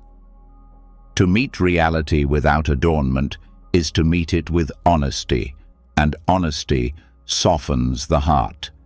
You stop pretending to be stronger than you are, you stop hiding behind distractions, and you allow yourself to feel. This vulnerability is not weakness, it is the ground of compassion. By resting in what is, without denial, you open yourself to the truth of shared humanity. You realize that every being faces endings, and in that realization, your grief becomes less isolating and more connective. Suchness also transforms how you hold memory. Instead of replaying the past with regret or clinging, you see memories simply as they arise, fleeting, tender, part of the flow. They come, you honor them, and you let them pass. This way of holding memory prevents it from becoming a prison. It allows you to treasure what was without being trapped in longing for what cannot return. This wisdom also teaches balance. Without suchness, grief tips into extremes, numbness on one side, overwhelm on the other. Suchness steadies the heart. It says, "Here is what is, no more, no less." You do not need to numb yourself. You do not need to drown. You need only meet this truth directly, and in that direct meeting, balance arises. Practicing suchness in mourning can be simple. When sorrow rises, pause and notice what is truly here. A heaviness in the chest, a thought of longing, a tear, nothing more. When regret appears, ask, is this real now, or is it a story I am adding? When fear of the future comes, ask, is that happening now, or is it an imagined projection? Returning to suchness clears the mind of unnecessary suffering. It grounds you in reality where healing begins. The wisdom of Tathata does not make grief vanish. It removes the layers that make grief unbearable. It reveals that beneath the noise of resistance there is a simple truth. Loss has occurred, and the heart aches. By meeting this truth without distortion, the heart finds dignity, honesty, and eventually, peace. Suchness is not an escape from sorrow, but a deeper entering into it, one that transforms suffering by removing everything that is not necessary. In this way, Tathata becomes a path of freedom. Endings remain painful, but they no longer feel like betrayal. They are seen as part of reality, part of the fabric of life. And by resting in reality as it is, the heart learns to carry grief without being broken by it. This is the gift of suchness, the quiet wisdom of meeting life exactly as it is, and finding within that meeting a peace that no illusion could ever provide.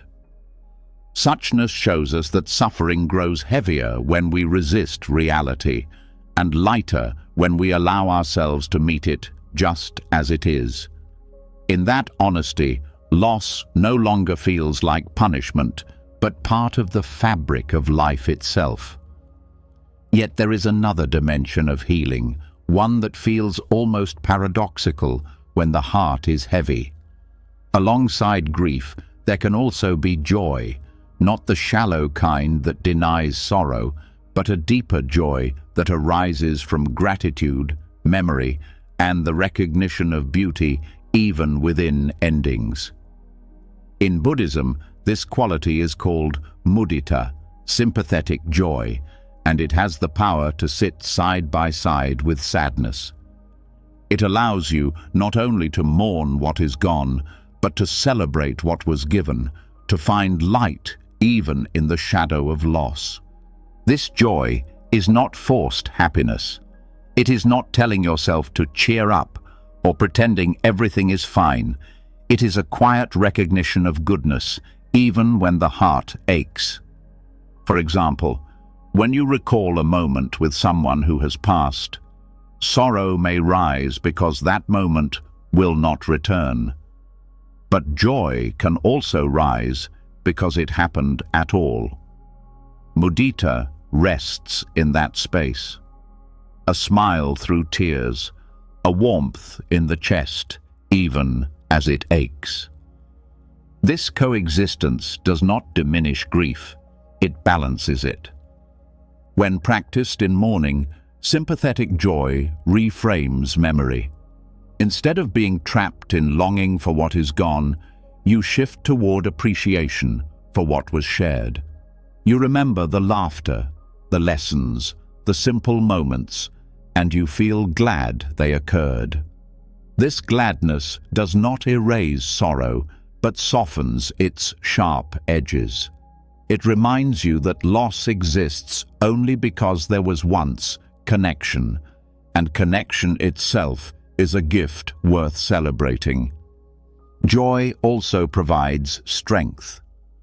Grief alone can drain energy, making the world feel heavy and grey. But when you allow moments of joy to return, even small ones, you regain vitality. Perhaps it is the joy of a bird singing outside, the joy of remembering a kind word, the joy of realizing you are capable of love. These sparks, when noticed and nurtured, act as counterweights. They do not remove sorrow, but prevent it from collapsing the heart entirely. This practice also honors the person you lost. To live only in lament can sometimes overshadow the beauty of their life. Mudita allows you to celebrate their qualities, their impact, their uniqueness. It lets you feel proud of their existence, joyful for the ways they touched the world. This kind of remembrance turns grief from a story of only endings into a story of both endings and gifts. It becomes a way of saying, I am sorrowful that you are gone, and I am joyful that you lived. Sympathetic joy also heals comparison. In grief, it is easy to look at others and feel bitterness. Others still have what you lost. Others are not suffering as you are. This comparison deepens pain. Mudita shifts perspective. It teaches you to rejoice in the happiness of others, even while grieving. If someone else still has their parent, their partner, their child, you can feel glad for them without letting envy consume you. This is not easy, but with practice, it widens the heart. It transforms isolation into connection, bitterness into generosity. Practicing joy alongside grief also cultivates resilience. When you train yourself to notice even the smallest joys, you build the capacity to endure sorrow without being overwhelmed. Joy becomes like a lamp carried in a dark valley. The valley is still there, but you are not walking in complete darkness. This lamp steadies your steps and reminds you that even in sorrow, beauty and goodness have not vanished from the world. Mudita also invites a reorientation toward the present. Grief often pulls you backward into the past or forward into fear of the future. Joy anchors you in what is here now. The taste of food, the sound of laughter, the comfort of a friend's presence. These small joys bring you into the moment. And in that moment, you discover that life continues to offer gifts, even as it takes away. This practice also deepens gratitude. Joy and gratitude are intertwined. When you celebrate the happiness of what was, you naturally feel thankful. Gratitude shifts the focus from absence to presence, from what is gone to what was received. This shift does not erase longing, but it balances it with appreciation. In this balance, grief becomes less about emptiness and more about fullness, the fullness of what was experienced, the richness of what was shared. Sympathetic joy can be cultivated deliberately. In meditation, you can recall someone you loved and consciously reflect on the joy they brought. You can let yourself feel gladness that such a person existed in your life, even if only for a time. You can extend this reflection outward, rejoicing in the happiness of others, allowing their joys to lift your heart. Over time, this practice trains the mind to see joy alongside sorrow, to widen its lens beyond only loss. This way of holding grief is not about moving on or leaving sorrow behind. It is about learning that the heart is vast enough to hold both grief and joy together, to weep and to smile, to ache and to celebrate, to mourn and to give thanks, all at once. This is the wisdom of mudita. Grief need not erase joy, and joy need not deny grief. They coexist, balancing one another, making life whole even in the face of endings. In this way, joy becomes a companion in mourning. It does not replace sorrow, but walks alongside it, lightening its weight, softening its edges, and reminding you that love, connection, and beauty still shine, even through loss. When we discover the balance of grief and joy, the heart begins to expand beyond its narrow focus on absence. Sorrow no longer erases beauty, and beauty no longer denies sorrow. This balance opens a doorway to something even deeper, the recognition that loss itself can be a powerful path to awakening. Throughout Buddhist history, some of the greatest transformations have come not in times of ease, but in moments of devastating loss. What seemed unbearable became the very ground for enlightenment. The fire of grief burned away illusions, leaving behind clarity, courage, and wisdom that could not have been reached otherwise.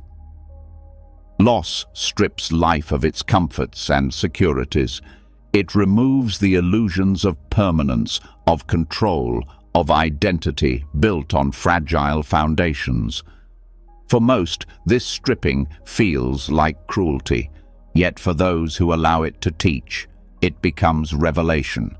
In the emptiness left behind, a new space opens, space where truth can be seen without disguise.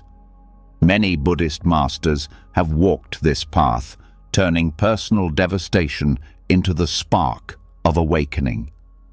Their stories remind us that loss is not only a wound, but also a gate, and if we have the courage to walk through it, it leads to freedom. The Buddha himself began his journey after encountering loss. Sheltered in a palace, he believed life could be insulated from suffering. But when he saw sickness, aging, and death, the illusion shattered. The grief of recognizing universal loss propelled him to leave comfort behind and search for truth. Without that confrontation, there would have been no awakening. His story is the first reminder that loss is not the end of the path, but often its beginning. Later, masters also found awakening through loss.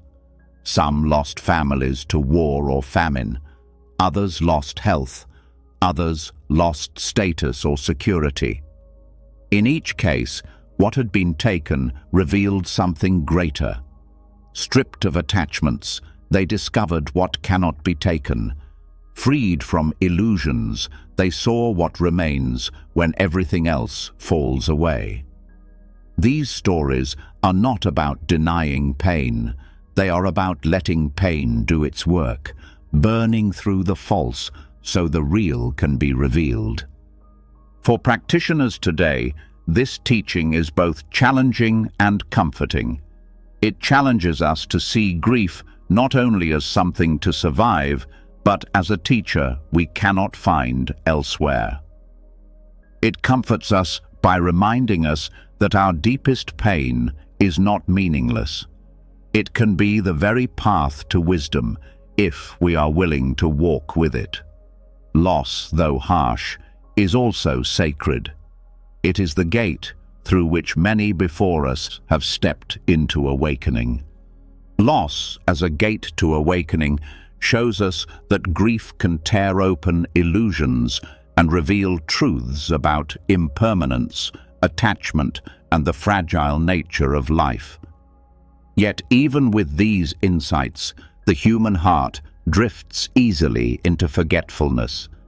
We return to distraction, cling again to comfort, and quietly hope that death, aging, and illness will keep their distance. This is why the Buddha gave the 5 remembrances, not as philosophy to be studied once and set aside, but as daily anchors to hold us steady in the reality of existence. These reflections are not abstract warnings, they are medicine. They prepare us for the inevitability of loss, not so that we live in fear, but so that we live awake. The first remembrance tells us that aging cannot be avoided. No matter how strong, healthy, or youthful we may feel now, the body is changing with each passing moment. This truth can feel cruel when we cling to beauty or strength as if they will last forever. Yet to remember aging each day is to appreciate what the body gives us right now. Instead of lamenting wrinkles or fatigue, we bow to the gift of being alive, of having a body that allows us to breathe, to walk, to love. Awareness of aging removes the illusion of endless time and teaches us tenderness toward ourselves and others.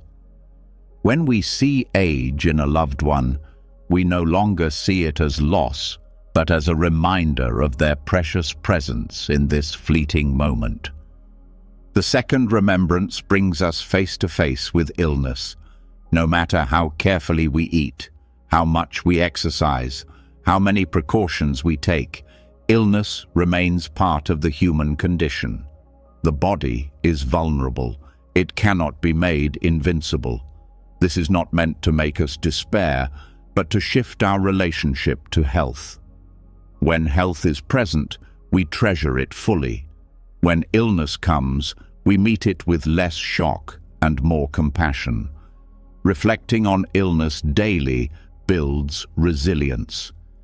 It reminds us that fragility is part of being alive, and that each moment of wellness is a moment to savor, not a guarantee to assume.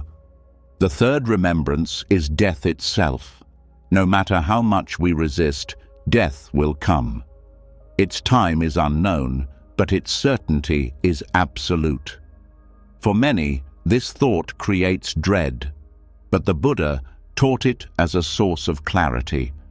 When we remember death, we stop postponing life. We stop saying someday and start saying now. We forgive sooner, we speak truth sooner, we love more openly because we know tomorrow is never promised. The remembrance of death sharpens awareness and deepens courage. Instead of making us hopeless, it gives urgency to live with meaning, to align with what truly matters. The fourth remembrance confronts us with separation. Everything we love, everyone we cherish, every possession we value will one day be lost. This truth can break the heart, yet it also opens it. By remembering separation, we treasure the people in our lives while they are still here. We stop taking relationships for granted. We speak kindness instead of holding grudges. We hold others gently, knowing they are temporary travelers in our story, just as we are in theirs. The remembrance of separation also softens the sting of loss when it comes, because we have already practiced accepting that nothing and no one can be held forever. The fifth remembrance is the truth of karma, that our actions are the only thing we truly carry. Status, possessions, even relationships cannot accompany us at death. What remains are the seeds we planted, our words, deeds, and intentions. This reflection shifts our priorities. Instead of chasing what will fade, we invest in what endures. Each act of kindness, each choice rooted in compassion, each moment of mindfulness becomes part of the legacy we leave behind. When we remember this daily, we live more carefully, not out of fear, but out of a desire to create goodness that continues beyond us. Together, these 5 reflections form a complete practice. They remove the shock of loss by making loss familiar.